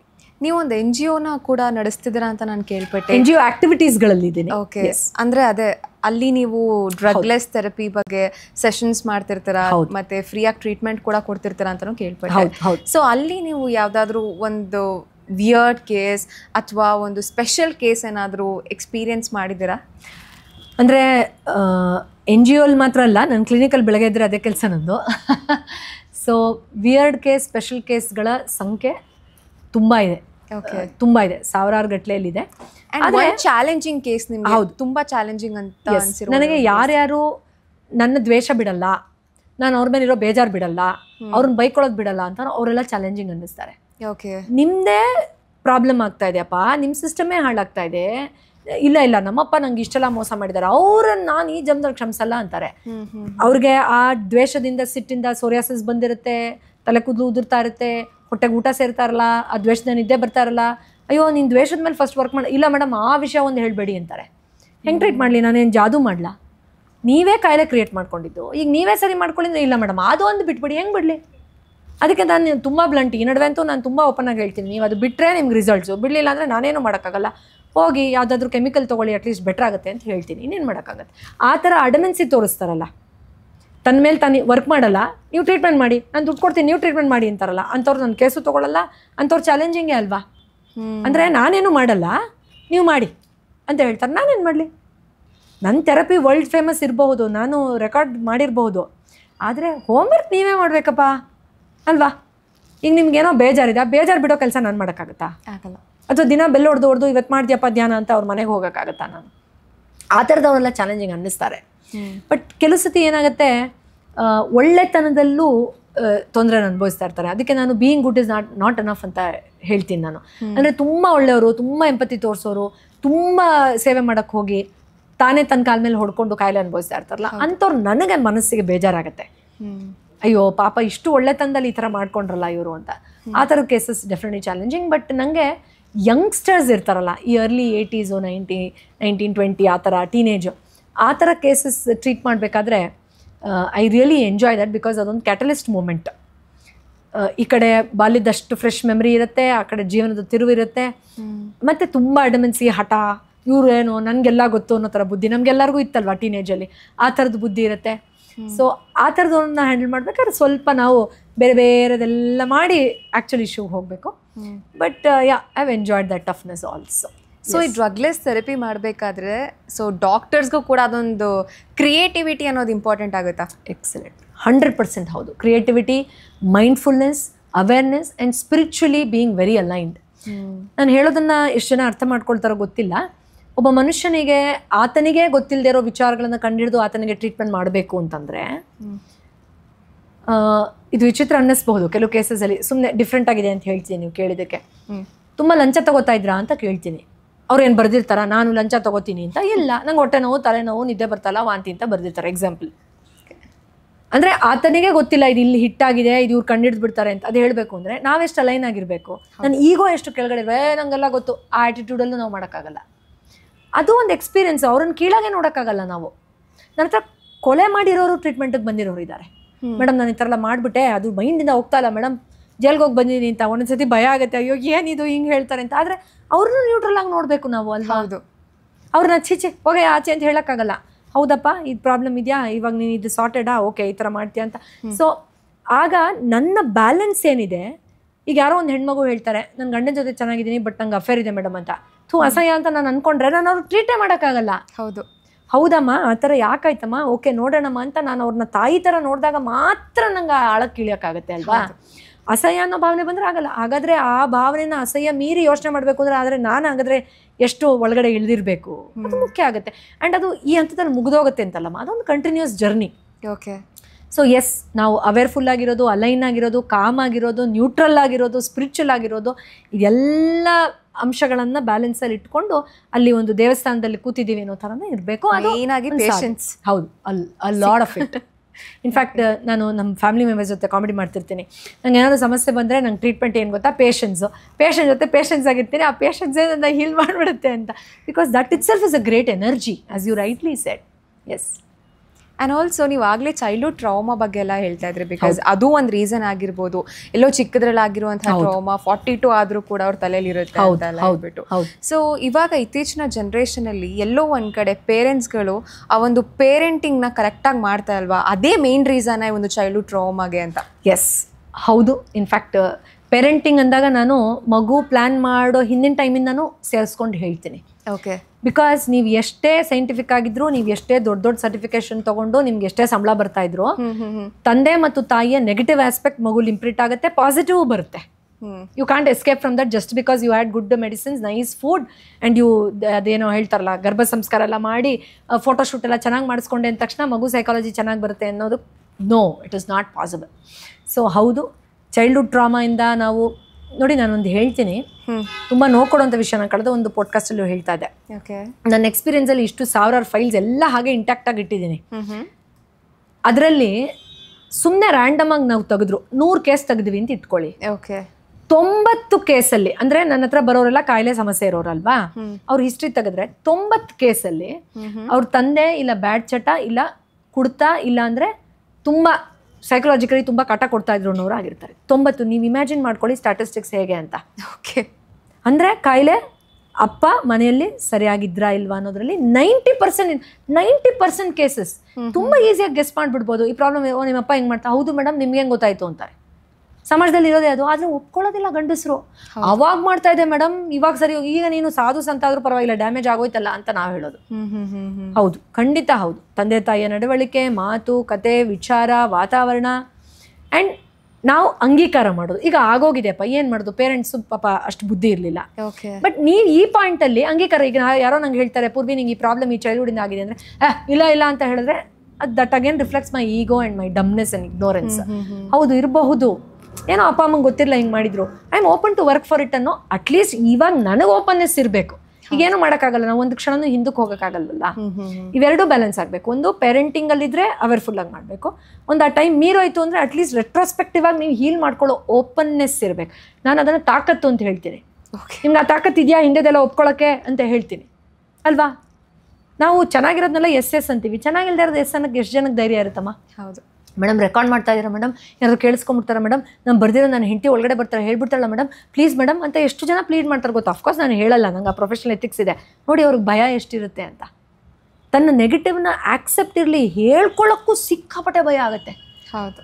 At least ಒಬ್ಬ ಥೆರಪಿಸ್ಟ್, ಒಬ್ಬ ಕೌನ್ಸಿಲರ್, ಒಬ್ಬ ಡಾಕ್ಟರ್ ಹತ್ರ ಅದನ್ನು ರಿಲೀಸ್ ಮಾಡಿ. ಇಲ್ಲಾಂದರೆ ಕಾಯಿಲೆ ಆಗಿ ನಿಮ್ಮ ಬಾಡಿನೇ ಹಾಳಾಗುತ್ತೆ, ನಿಮ್ಮ ಲೈಫೇ ಹಾಳಾಗುತ್ತೆ. ಬಿಸ್ನೆಸ್ ಲಾಸಸ್ಸು, ಆಕ್ಸಿಡೆಂಟ್ಸು, ಟ್ರಾಮಾ, ಯಾರಿಗೋ ಏನೋ ಆಗೋಯ್ತು, ಇದೆಲ್ಲ ಎಲ್ಲಿಂದ ಬರುತ್ತೆ? ಮೇಲಿಂದ ಉದುರ್ತಾ ಇದೆ ಅಂತ ಅಂದ್ಕೊಂಡಿದ್ದೀರಾ? It's a mind set of the people at home that has to change, or maybe it's come in genes that you have to change now. ನಮ್ಮ ತಾತ ಮುತ್ತಾತನ ಕಾಲದಿಂದ ಹಂಗಿದ್ರು, I am the change maker, so that it doesn't pass on to my children. That awareness has to be ಇದೆ. ಇದಕ್ಕೆ ನಾವು healing ಅನ್ನೋದು, ಇದನ್ನು ನಾವು ಕಲ್ತ್ಕೋಬೇಕು, ತಿಳ್ಕೊಳ್ಬೇಕು. ಎಸ್. ಸೊ ಇವಾಗ ನಮ್ಮ ಜನಕ್ಕೆ ಅಟ್ಲೀಸ್ಟ್ ಆ ಒಂದು ಬೇಸಿಕ್ ನಾಲೆಜ್ ಅಬೌಟ್ ಹೀಲಿಂಗ್ ತುಂಬ ಇಂಪಾರ್ಟೆಂಟ್ ಆಗುತ್ತಾ? ಹೌದು, ಖಂಡಿತ. ಅಟ್ಲೀಸ್ಟ್ ಅವ್ರ ಸೆಲ್ಫ್ ಹೀಲ್ ಮಾಡ್ಕೊಳ್ಳೋಕೆ, ಬೇರೆಯವ್ರನ್ನ ಹೀಲ್ ಮಾಡೋದು ಬೇಡ. ಹೌದು, ಅವ್ರು ಒಂದು ಮೆಂಟಲ್ ಪೀಸ್ಗೆ ಅಥವಾ ಅವ್ರ ಬಾಡಿ ಹೆಲ್ತ್ನ ಮೇಂಟೈನ್ ಮಾಡಿ. ಇನ್ಫ್ಯಾಕ್ಟ್ ನಾನು ಪ್ರಾಕ್ಟೀಸ್ ಮಾಡ್ತಾ ನಾನು ಒಂದು ಪಾಯಿಂಟ್ ಆಫ್ ರಿಯಲೈಸೇಷನ್ಗೆ ಬಂದೆ. ಈ ಥರನೇ ಟ್ರೀಟ್ ಮಾಡ್ತಾ ಇದ್ರೆ ನನ್ನ ಥರದವ್ರು ಎಷ್ಟು ಜನ ಇದನ್ನು ಒಪ್ಕೊಳ್ತಾರೆ, ಎಷ್ಟು ಜನ ಪ್ರಾಕ್ಟೀಸ್ ಮಾಡ್ತಾರೆ, ಎಷ್ಟು ಜನಕ್ಕೆ ಆಗುತ್ತೆ. ಸೊ ಇದಕ್ಕೆ ಇನ್ಫಾರ್ಮೇಷನ್ನೇ ಮದ್ದು, ಆ್ಯಕ್ಚುಯಲ್ ರೆಮಿಡಿ ಅಂತ ನಂಗೆ ಗೊತ್ತಾಯಿತು. ಈಗ ಒಬ್ರೊಬ್ಬರನ್ನೇ ಟ್ರೀಟ್ ಮಾಡ್ತಾ ಇರೋದಕ್ಕೂ ಅವ್ರ ಮೂಲ ಕಾರಣ ಅವ್ರಿಗೆ ತಿಳಿಸೋದಕ್ಕೂ ಡಿಫ್ರೆನ್ಸ್ ಇದೆ ಅಲ್ವಾ. ಸಮಾಜಕ್ಕೆ ಒಳ್ಳೇದು ಮಾಡ್ಬೋದು. ಸೊ ಅವಾಗ ನಾನು ಸೋಷಿಯಲ್ ಮೀಡಿಯಲ್ಲಿ ತುಂಬ ಡೀಪಾಗಿ ಇನ್ವಾಲ್ವ್ ಆಗೋಕ್ಕೆ ಶುರು ಆದೆ. ಓಕೆ, ಹೇಳೋಣ ಜನಕ್ಕೆ, ನೋಡಿ ಇವ್ರು ಹಿಂಗೆ ಕಾಯಿಲೆ ಬಂತು, ಅವ್ರಿಗೆ ಹಂಗೆ ಕಾಯಿಲೆ ಬಂತು, ಇವ್ರು ಈ ಥರ ಕಾಯಿಲೆಗೊಳಗಾಗಿದ್ದಾರೆ, ನೀವು ಇದು ತಪ್ಪು ಮಾಡಬೇಡಿ ಅಂತ. That is why thousands of videos have uploaded on social media. Thousands literally. So ಅದು ನನ್ನ ಚಾನಲ್ ಬಿಟ್ಬಿಡಿ, ಬೇರೆ ಬೇರೆ ವಾಹಿನಿದು ಮಾಡಿದ್ರಂತೂ ಅದು ಎಷ್ಟು ಸಾವಿರಕ್ಕೆ ಬಂದಿಲ್ಲತ್ತೋ ಗೊತ್ತಿಲ್ಲ. ಸೊ ಅದರಿಂದ ಮಾಹಿತಿ ತುಂಬ ಮುಖ್ಯ ಅಮ್ಮ. ಒಂದು ತಾಯಿ ಮಗುಗೆ ಹೇಳೋ ಮಾಹಿತಿ, ಒಂದು ಸ್ಕೂಲಲ್ಲಿ ಟೀಚರ್ ಮಕ್ಕಳಿಗೆ ಹೆಲ್ತ್ ಬಗ್ಗೆ ಹೇಳೋ ಮಾಹಿತಿ, ಒಂದು ಥೆರಪಿಸ್ಟ್ ಆಗಿ ನಾವು ಪೇಷಂಟ್ಗಳಿಗೆ ಹೇಳೋ ಮಾಹಿತಿ ತುಂಬ ಮುಖ್ಯ. ಸುಮ್ಮನೆ ಅವ್ರ ಸಿಂಪ್ಟಮ್ಸ್ ಕೇಳೋದೆ ಗೀಚ್ತೆ ತಗೊಳ್ಳೋ ಹೋಗಯ್ಯ ಅಂತ ಹೇಳಿದ್ರೆ ಅವ್ನು ವಾಸಿನೇ ಆಗಲ್ಲ. 100 ಜನಕ್ಕೆ ಒಬ್ರಿಗೆ ಬರುತ್ತಯ್ಯ, ನಿಂಗೂ ಬಂದಿದೆ ಹೋಗಯ್ಯ ಆಚೆ ಅಂತಂದರೆ ಅವ್ನು ಹೆಂಗೆ ಸರಿ ಹೋಗ್ತಾನಮ್ಮ? ಮುಂದಿನ ವಾರ ಇನ್ನೊಂದು ಬೇರೆ ಹೊಸ ಕಾಯಿಲೆ ಬರುತ್ತಷ್ಟೇ ಅವನಿಗೆ. ಹೌದು, ದಿಸ್ ಇಸ್ ನಾಟ್ ಟ್ರೀಟ್ಮೆಂಟ್ ಅಲ್ವಾ. Treatment is where he realises where he is going wrong. So ಹೌದು, information is very very crucial. So my next step, I was waiting for such records. My next step is to approach government officials to put this in education. ನನಗೆ ಸಿಕ್ಕಿದೆ ಇಷ್ಟೆಷ್ಟು marks, ನಮ್ಮೆಲ್ಲರೂ certificate ಡ್ರಾಯರಲ್ಲಿ lock ಆಗಿ ಜಿರ್ಲೆ ತಿಂತ ಇದೆಯೋ ಏನೋ ಗೊತ್ತಿಲ್ಲ ಅಲ್ವಾ. ಬಟ್ ನಿಜವಾದ ಎಜುಕೇಷನ್ ಏನು? ನಾನು ಲೈಫ್ ಹೆಂಗೆ ಹ್ಯಾಂಡಲ್ ಮಾಡಲಿ, ಡಿಪ್ರೆಷನ್ ಹೆಂಗೆ ಹ್ಯಾಂಡಲ್ ಮಾಡಲಿ, ಕ್ರಿಟಿಸಿಸಮ್ ಹೆಂಗೆ ಹ್ಯಾಂಡಲ್ ಮಾಡಲಿ, ಸಡನ್ನಾಗಿ ನನ್ನ ಕೆಲಸದಿಂದ ತೆಗೆದುಬಿಟ್ರು ಅದನ್ನ ಹೆಂಗೆ ಹ್ಯಾಂಡಲ್ ಮಾಡಲಿ, ಮೋಸನ ಹೆಂಗೆ ಹ್ಯಾಂಡಲ್ ಮಾಡಲಿ, ನಾನು ನೋಡೋಕೆ ಇವಾಗ ಚೆನ್ನಾಗಿಲ್ಲ, ಮಗು ಆದಮೇಲೆ ದಪ್ಪ ಆಗಿಬಿಟ್ಟಿದ್ದೀನಿ, ಅದನ್ನು ಹೆಂಗೆ ಹ್ಯಾಂಡಲ್ ಮಾಡಲಿ. ಇದು ತಾನೇ ಲೈಫ್ ಲೆಸನ್ಸು. ಆ ಸರ್ಟಿಫಿಕೇಟ್ಸು ಬೇಕು ಇಲ್ಲ ಅಂತಲ್ಲ, but these are the things that we use on a daily basis. ಇದಕ್ಕೂ ಒಂದು ಸಬ್ಜೆಕ್ಟ್ ಇಡ್ರಪ್ಪ ಅಂತ ನಾನು ಗೌರ್ಮೆಂಟನ್ನು ಕೇಳ್ಕೊಳ್ಳೋಣ ಅಂತಿದ್ದೀನಿ. ನಮ್ಮ ಎಲ್ಲರ ಜನರ ಒಂದು ಸಪೋರ್ಟ್. ನೆಕ್ಸ್ಟ್ ನಾನು ಈ ರೆಕಾರ್ಡ್ ಮಾಡಬೇಕು ಅಂತ ವೇಟ್ ಮಾಡ್ತಾ ಇದ್ದೆ. ಈಗ with this I am going to now approach. ನಿಮ್ಮೆಲ್ಲರ ಆಶೀರ್ವಾದ ಬೇಕು. ನೋಡೋಣ, ಇದನ್ನ ಒಂದು ಎಜುಕೇಷನ್ ಸಿಸ್ಟಮ್ದು ಒಂದು ಇಂಟಿಗ್ರಲ್ ಪಾರ್ಟ್ ಮಾಡಿದ್ರೆ ಅವಾಗ ನಿಜವಾಗ್ಲೂ ನಾವು ಒಂದು ಆರೋಗ್ಯಕರ ಸಮಾಜ ಮಾಡೋಕ್ಕೆ ಒಂದು 10 ಹೆಜ್ಜೆ ಮುಂದೆ ಹೋದ್ವಿ ಅಂತ ಅರ್ಥ. Okay, so one last question. So being a doctor, ಒಂದು ಪೇಷಂಟ್ ಜೊತೆ ಕನೆಕ್ಟ್ ಆಗೋದು ಎಷ್ಟು ಮಟ್ಟಿಗೆ ಇಂಪಾರ್ಟೆಂಟ್ ಆಗುತ್ತೆ? ಎಸ್, ನಾನು ಈ ಹಂತದಲ್ಲಿ ಒಂದು ಇನ್ಸಿಡೆನ್ಸ್ ಸಡನ್ನಾಗಿ ನಂಗೆ ಫ್ಲ್ಯಾಶ್ ಆಯಿತು. ಗೌತಮ ಬುದ್ಧಗೆ ಎನ್ಲೈಟನ್ ಆಗೋಕ್ಕಿಂತ ಮುಂಚೆ ಕನಸು ಬೀಳುತ್ತೆ ಒಂದಷ್ಟು. ಓಕೆ. ಅದರಲ್ಲಿ ಒಂದು ಕನಸು, ಸಾಕಷ್ಟು ಕನಸು ಬೀಳುತ್ತೆ, ಅದರಲ್ಲಿ ಒಂದೊಂದು ಕನಸಿಗೂ ಒಂದಷ್ಟು ಮೀನಿಂಗ್ ಇದೆ. ಒಂದು ಪೈಲ್ ಆಫ್ ಗಾರ್ಬೇಜ್, ಅದ್ರ ಮೇಲೆ ಬುದ್ಧ ಹತ್ಕೊಂಡು ಹೋಗ್ತಾರೆ. ಓಕೆ. ಹತ್ಕೊಂಡು ಹೋಗಿ ಆ ಕನಸಲ್ಲಿ ಮತ್ತೆ ವಾಪಸ್ ಇಳಿತಾರೆ. ಅಯ್ಯೋ ಗಲೀಜು ಕಸ ಹಚ್ಚಿ ಅದ್ರ ಮೇಲೆ ಹತ್ಕೊಂಡು ಹೋಗ್ಬಿಟ್ನಲ್ಲ ಅಂತ ಬಟ್ಟೆ ಎಲ್ಲ ನೋಡ್ಕೋತಾರೆ ಬುದ್ಧ. ಕಾಲು ನೋಡ್ಕೋತಾರೆ, ಕೈ ನೋಡ್ಕೋತಾರೆ, ಏನೂ ಗಲೀಜೇ ಆಗಿರೋಲ್ಲ ಅವ್ರಿಗೆ. ಸ್ಮೈಲ್ ಮಾಡ್ತಾರೆ, ಅಯ್ಯೋ ಅಷ್ಟು ಗಲೀಜ್ ಮೇಲೆ, ಅಷ್ಟು ದೊಡ್ಡ ಪರ್ವತದ ಮೇಲೆ ಹತ್ಬಿಟ್ಟು ಇಳಿದೆ ನಾನು, ನನಗೇನು ಗಲೀಜಾಗಿಲ್ಲ, wow I am still as pure as I am ಅಂತ. ಆಮೇಲೆ ಅದನ್ನು ಇಂಟರ್ಪ್ರಿಟ್ ಮಾಡ್ತಾರೆ ಅವರು. ಅದಕ್ಕೆ ಭಾಷ್ಯನೂ ತುಂಬ ಜನ ಬರೆದಿದ್ದಾರೆ. ಏನು ಅಂತಂದರೆ, ಬುದ್ಧ ಪ್ರೀಚಿಂಗ್ ಮಾಡಿದ್ರು, ಎಷ್ಟೋ ಜನಕ್ಕೆ ಹೀಲಿಂಗ್ ಮಾಡಿದ್ರು, ಪಾಠಗಳನ್ನು ಹೇಳ್ಕೊಟ್ರು, ಬಟ್ ಬುದ್ಧ ಆಗೇ ಉಳಿದ್ರಲ್ವಾ. ಬುದ್ಧಂಗೆ ಏನೂ ತೊಂದರೆ ಆಗಲಿಲ್ಲ ಅಲ್ವಾ. ನಾವು ಬುದ್ಧನ ಥರನೇ ನೋಡ್ತಾ ಇದ್ದೀವಲ್ವಾ. ಅದೇ ಥರ ಒಬ್ಬ ಹೀಲರ್ ಕೆಸರ ಮೇಲಿರೋ ಕಮಲದ ಥರ ಇರಬೇಕು. ಒಬ್ಬರು ಇಶ್ಯೂ ಹೇಳ್ಬೇಕಾದ್ರೆ ದುಃಖ ಆಗುತ್ತೆ, ಬಟ್ ಇನ್ವಾಲ್ವ್ ಆಗಬಾರ್ದು, ಅಟ್ಯಾಚ್ ಆಗಬಾರ್ದು, ಇಂಡಲ್ಜ್ ಆಗಬಾರ್ದು. ಅವ್ರು ಈ ಲೆವೆಲಿಂದ ಹೇಳ್ತಾ ಇದ್ರೆ ನೀವು ಆ ಲೆವೆಲಿಂದ ನೋಡ್ತಾ ಇರಬೇಕು. ಆಗ ನಿಮಗೂ ಎಫೆಕ್ಟ್ ಆಗಲ್ಲ, ಅವ್ರಿಗೂ ಒಳ್ಳೇದಾಗುತ್ತೆ. ಅವ್ರು ಈ ಲೆವೆಲಿಂದ ನೋಡ್ತಾ ಇದ್ರೆ ಎಂಥ ಮನುಷ್ಯ ಇವನು ಅಂತ ನೀವು ಈ ಲೆವೆಲ್ಗೆ ಹೋಗ್ಬಿಟ್ರೆ ನಿಮ್ಗೆ ಅವ್ರ ಕಾಯಿಲೆ ಬರುತ್ತೆ ಅಷ್ಟೇ. ಹೌದು ಅಲ್ವಾ. ಈಗ ಯಾರೋ ಒಬ್ಬ ಹೇಳ್ತಾನೆ, ಮೇಡಮ್ ನಾನು ಹೆಂಡ್ತಿಗೆ ಹಿಂಗೆ ಮೋಸ ಮಾಡಿದೆ ಅಂತ. ಅಯ್ಯೋ ಎಂಥವ್ ನೀವು ಥರ್ಡ್ ಕ್ಲಾಸ್ ಹಾಗೆ ಹೀಗೆ ಅಂತ ನಾನು ಆಲ್ರೆಡಿ ಜಡ್ಜ್ ಮಾಡಿದ್ರೆ, ಅಥವಾ ಅವ್ರ ಜಾತಿನ ಜಡ್ಜ್ ಮಾಡೋಕೆ ಕೂತ್ಕೊಂಡ್ಬಿಡ್ತಾರೆ ಕೆಲವರು. ಇಂಥ ಜಾತಿ ಅವ್ರು ಹಿಂಗೆ ಹಾಗೆ ಅಂತ. ಸೊ ಆ ಥರ ಮಾಡಿದ್ರೆ ನಾನು ಅವ್ರಿಗಿಂತ ಕೀಳು ಹಾಗಾದರೆ. ಸೊ ನಾನು ಆ ಒಂದು ಡಿಟ್ಯಾಚ್ಮೆಂಟಲ್ಲಿ, ಎಲಿವೇಟೆಡ್ ಸ್ಟೇಟ್ ಆಫ್ ಕಾನ್ಷಿಯಸ್ನೆಸ್ಸಲ್ಲಿ ಅದರಲ್ಲಿ ಡಿಟ್ಯಾಚ್ಡ್ ಆಗಿ ತುಂಬ ನ್ಯೂಟ್ರಲ್ ಆಗಿ with absolute love and compassion towards therapy client ಅವ್ರ ಪೇಷಂಟ್ ಇಂಡಲ್ಜ್ ಆಗೋದು. ಬುದ್ಧನ ಕತೆ ಹೇಳಿದಾಗೆ ಎಷ್ಟು ಮೇಲೆ ಅವರ ಕಸ ಗಲೀಜ್ ಮೇಲೆ ಹತ್ತಿದ್ರೂ ನಾನು ಯಾವುದೇ ಅಂಟಿಸ್ಕೊಳ್ದೇ ಇರೋ ಥರ ಒಂದು ಲೆವೆಲಲ್ಲಿರೋದು ತುಂಬ ಮುಖ್ಯ ಆಗುತ್ತಮ್ಮ. ಆ ಮೈಂಡ್ಸೆಟ್ಟಲ್ಲಿ ಕೇವಲ ಹೀಲರು ಥೆರಪಿಸ್ಟ್ ಅಲ್ಲ, ಪ್ರತಿಯೊಬ್ಬರು ಡಾಕ್ಟ್ರುಗಳು ಇರಬೇಕು. ಯಾವುದೇ ಜಾನರ್ ಅವರಾಗಿರ್ಬೋದು, ಮೆಡಿಕಲ್ಲು, ಆಯುರ್ವೇದ, ಹೋಮಿಯೋಪತಿ, ಯಾರೇ ಇರ್ಬೋದು, ಸಿದ್ಧ, ನ್ಯಾಚುರೋಪತಿ, ಏನೇನೋ ಇದೆಯಲ್ಲ, ಎಲ್ಲರೂ ಆ ಡೈಮೆನ್ಷನ್ನಿಂದಾನೇ ಅದನ್ನು ನೋಡಬೇಕು. ಸೊ ನಾವು ಫಸ್ಟು ಮೆಂಟಲಿ ಸ್ಟ್ರಾಂಗ್ ಆಗಿ, ಹೌದು, ಸ್ಟೇಬಲ್ ಆ್ಯಂಡ್ ಸ್ಪಿರಿಚುವಲ್ ಆಗಿರಬೇಕು. ಹೌದು. Okay. And strength this is not going to affect me, I don't believe in that pressure. Naturally ನಮಗೆ this is exciting, this is another opportunity for him and for me to learn, for them to grow ಅನ್ನೋ ಥರ ಒಂದು natural ಇದು ಬರಬೇಕು. ಅದು ಸಾಮಾನ್ಯವಾಗಿ ಸಾಧ್ಯ ಆಗೋದಿಲ್ಲ. So when you love your work, so ಇಷ್ಟೆಲ್ಲ ಹೌದು ಬರುತ್ತೆ. ಅಬ್ಸಲ್ಯೂಟ್ಲಿ. ಯಾವುದು ಅಸಹ್ಯ ಅನ್ನಿಸ್ಬಾರ್ದು, ಯಾವುದು ಇದು ಅನ್ನಿಸ್ಬಾರ್ದು, ಯಾವುದು ಮ್ಯಾನಿಪ್ಯುಲೇಟಿವ್ ಮೈಂಡ್ಸೆಟ್ ಇರಬಾರ್ದು, ಅವ್ರಿಗೆ ಹೆಂಗಾದ್ರೂ ಆಗಲಿ ನನ್ನ ಕೆಲಸ ಮುಗಿದ್ರೆ ಅಂತ ಅನಿಸ್ಬಾರ್ದು. ಆ ಡೆಡಿಕೇಶನ್ ಇರಬೇಕು. ಅದು ನಾವು ಪ್ರಾಕ್ಟೀಸ್ ಮಾಡ್ತೀವಲ್ಲ ಹೋಮ್ವರ್ಕ್ ಆಗಿ. ಈಗ ಯಾರಿಗೋ ಟ್ರೀಟ್ಮೆಂಟ್ ಮಾಡಬೇಕಂದ್ರೆ ನಾವು ಒಂದಷ್ಟು ವಿದ್ಯೆಗಳನ್ನು ಕಲ್ತಿರ್ತೀವಲ್ವಾ, ಅದನ್ನು ಪ್ರಾಕ್ಟೀಸ್ ಮಾಡ್ತಾ ಮಾಡ್ತಾ ಭಗವಂತ ಸಹಜವಾಗಿ ನಮ್ಗೆ ಕೊಟ್ಬಿಡ್ತಾನೆ ಅದನ್ನು. ಆ್ಯಂಡ್ ಆಲ್ಸೋ ನಾನು ತುಂಬ ಕೇಳ್ಪಟ್ಟಿದ್ದೀನಿ, ಇವಾಗ ನೀವು ಅಟ್ಲೀಸ್ಟ್ ಹೀಲಿಂಗ್ ಥೆರಪಿಸ್ಟ್ ನೀವು, ಸೊ ಹಾಗಾಗಿ ನೀವು ಪೇಷಂಟ್ಸ್ನ ಟಚ್ ಮಾಡಲ್ಲ. ಬಟ್ ಯೂಶಲಿ ಕಾಮನ್ಲಿ ಇವಾಗ ಪೇಷಂಟ್ಸ್ ಡಾಕ್ಟರ್ಸ್ ಹತ್ರ ಬಂದಾಗ ಇತ್ತೀಚಿನ ದಿನಗಳಲ್ಲಿ ಡಾಕ್ಟರ್ಸ್ ಪೇಷಂಟ್ಸ್ನ ಟಚ್ ಮಾಡೋಕ್ಕೂ ಹಿಂದೆ ಮುಂದೆ ನೋಡ್ತಾರೆ. ಬಟ್ ಸ್ಟಿಲ್ ಈಗ ಅವರು ಏನೋ ಒಂದು ಮೆಡಿಸಿನ್ ಬರ್ಕೊಟ್ರೆ ಸಾಕು 350, 450 ಎಲ್ಲ ಚಾರ್ಜ್ ಮಾಡ್ತಿರ್ತಾರೆ. ಸೊ ಆ ಥರ ಡಾಕ್ಟರ್ಸ್ಗಳು ಜಸ್ಟ್ ಬರೀ ಟೆಂಪ್ರರಿ ಅಥವಾ ಬಿಸ್ನೆಸ್ ಪರ್ಸ್ಪೆಕ್ಟಿವ್ ಅಲ್ಲಿ ಟ್ರೀಟ್ ಮಾಡಿರ್ತಾರೆ.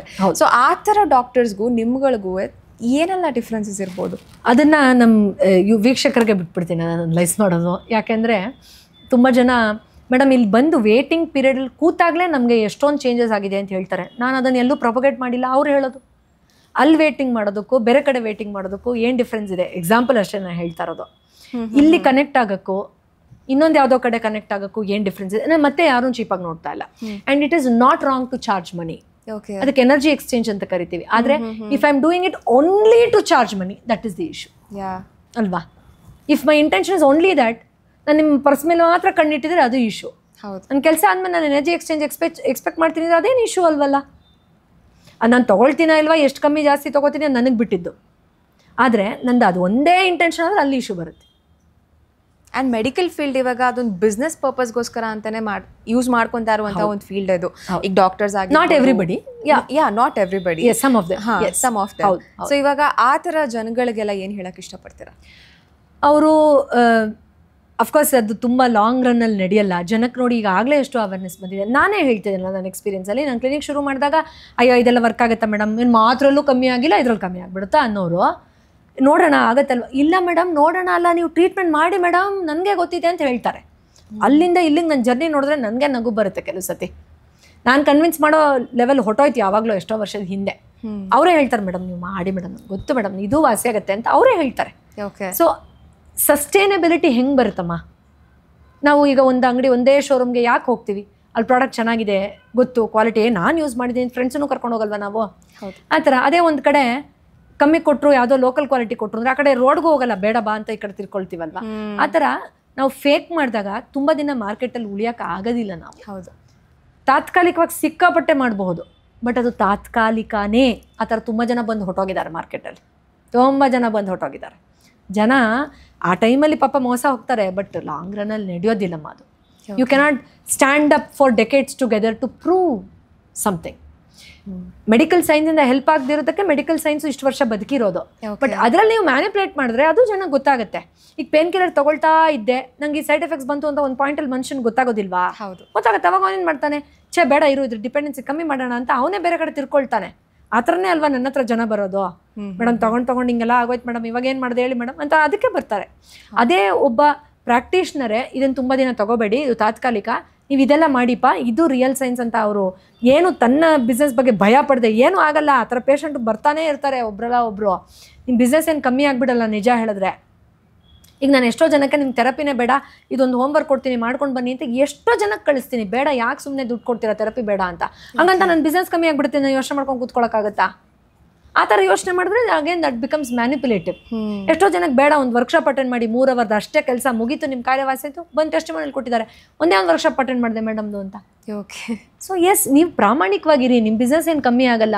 ಅಬಂಡೆನ್ಸ್ ಅನ್ನೋದು ಹೇರಳವಾಗಿ ಯೂನಿವರ್ಸಲ್ ಇದೆ, ಎಲ್ಲರಿಗೂ ಹೊಟ್ಟೆ ತುಂಬಷ್ಟು ಕೊಡ್ತಾನೆ ಭಗವಂತ. ಓಕೆ.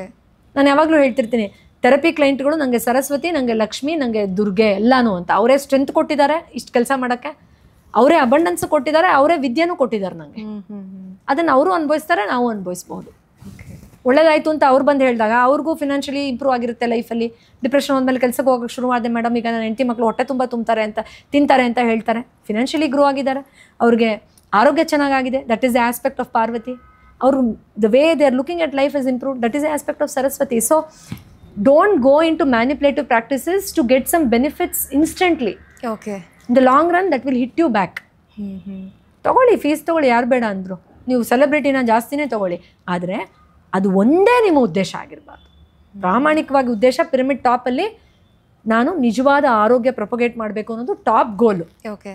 ಅದ್ರ ಜೊತೆಲಿ ಇದೆಲ್ಲ ಬರಲಿ, ಬೇರೆದು ಏನು ಬೇಕಾದ್ರೂ ಬರಲಿ, but that should be my ultimate goal. ಈಗ ಇದು ನಾನು ಸೆಷನ್ ಮಾಡಿದ್ರೆ ಅವ್ರಿಗೆ ಹೀಲಿಂಗೇ ಆಗಲ್ಲ, ನನಗೆ ಫೀಸ್ ಬರುತ್ತೆ ಮಾಡಿಬಿಡೋಣ ಅಂದರೆ ಅದು ಹೆಂಗೆ ನಿಮ್ಮದು ಅಲ್ಟಿಮೇಟ್ ಗೋಲ್ ಆಗುತ್ತೆ ಅಲ್ವಾ? ನೀವು ಆ್ಯಕ್ಚುಲಿ ಆ ದೊಡ್ಡ ಮಾರ್ಗದ ಕಡೆ ಹೋಗೋಕ್ಕೆ ಆಗಲ್ಲ, ರೋಡ್ ನೀವೇ ಬ್ಲಾಕ್ ಮಾಡ್ಕೋತಾ ಇದ್ದೀರಾ. ಹೌದು, that's the difference. Okay. So over all ಇವಾಗ ಈ ಒಂದು ಇಂಟರ್ವ್ಯೂ ನೋಡ್ತಾ ಇರುವಂತಹ ವೀಕ್ಷಕರುಗಳಿಗೆ ಏನು ಹೇಳಕ್ಕೆ ಇಷ್ಟಪಡ್ತೀರಾ? ಮೊದಲನೇದಾಗಿ ನಿಮ್ಮೆಲ್ರಿಗೂ ಕೋಟಿ ಕೋಟಿ ಪ್ರಣಾಮಗಳು. Thank you so very much. ಒಂದು ಪುಟಾಣಿ ಗ್ಯಾರೇಜಲ್ಲಿ ಅಯ್ಯೋ ನೋಡೋಣ ಇದೆಲ್ಲ ಜನ ನಂಬ್ತಾರ, ನನ್ನ ಕಾಯಿಲೆ ವಾಸಿ ಆಗಿರ್ಬೋದು, ಬಟ್ ಬೇರೆಯವ್ರಿಗೆ ವಾಸಿ ಆಗೋ ನಂಬಿಕೆ ಬರುತ್ತಾ ಅಂತ ಡೌಟಲ್ಲಿ ಫೋರ್ಸಲ್ಲಿ ಶುರು ಮಾಡಿದೆ ನಾನು.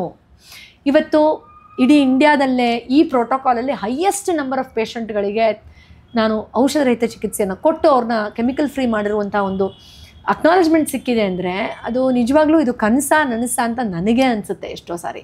ಅದರಿಂದ ಇದೆಲ್ಲ ನಿಮ್ಮಿಂದ ಸಾಧ್ಯ ಆಗಿರೋದು.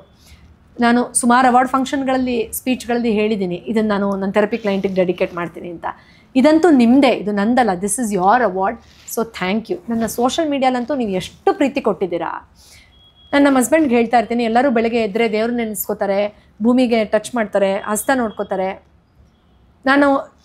ನಂದು ಧ್ಯಾನ ಆದಮೇಲೆ ಯಾವಾಗ ನಾನು ಫೋನ್ ಆನ್ ಮಾಡ್ತೀನೋ ಒಂದು 15-20 ಥ್ಯಾಂಕ್ ಯು ಮೆಸೇಜ್ ಬಂದಿರುತ್ತೆ ನನಗೆ ಬೇರೆ ಬೇರೆ ಸೋಷಲ್ ಮೀಡಿಯಲ್ಲಿ. Thank you madam, super madam, you are wonderful, you are my mother, you are like my sister, wow you made my day, ಅಯ್ಯೋ ನಿಮ್ಮಿಂದ ನಂಗೆ ಹೆಲ್ಪ್ ಆಯಿತು ಅಂತ.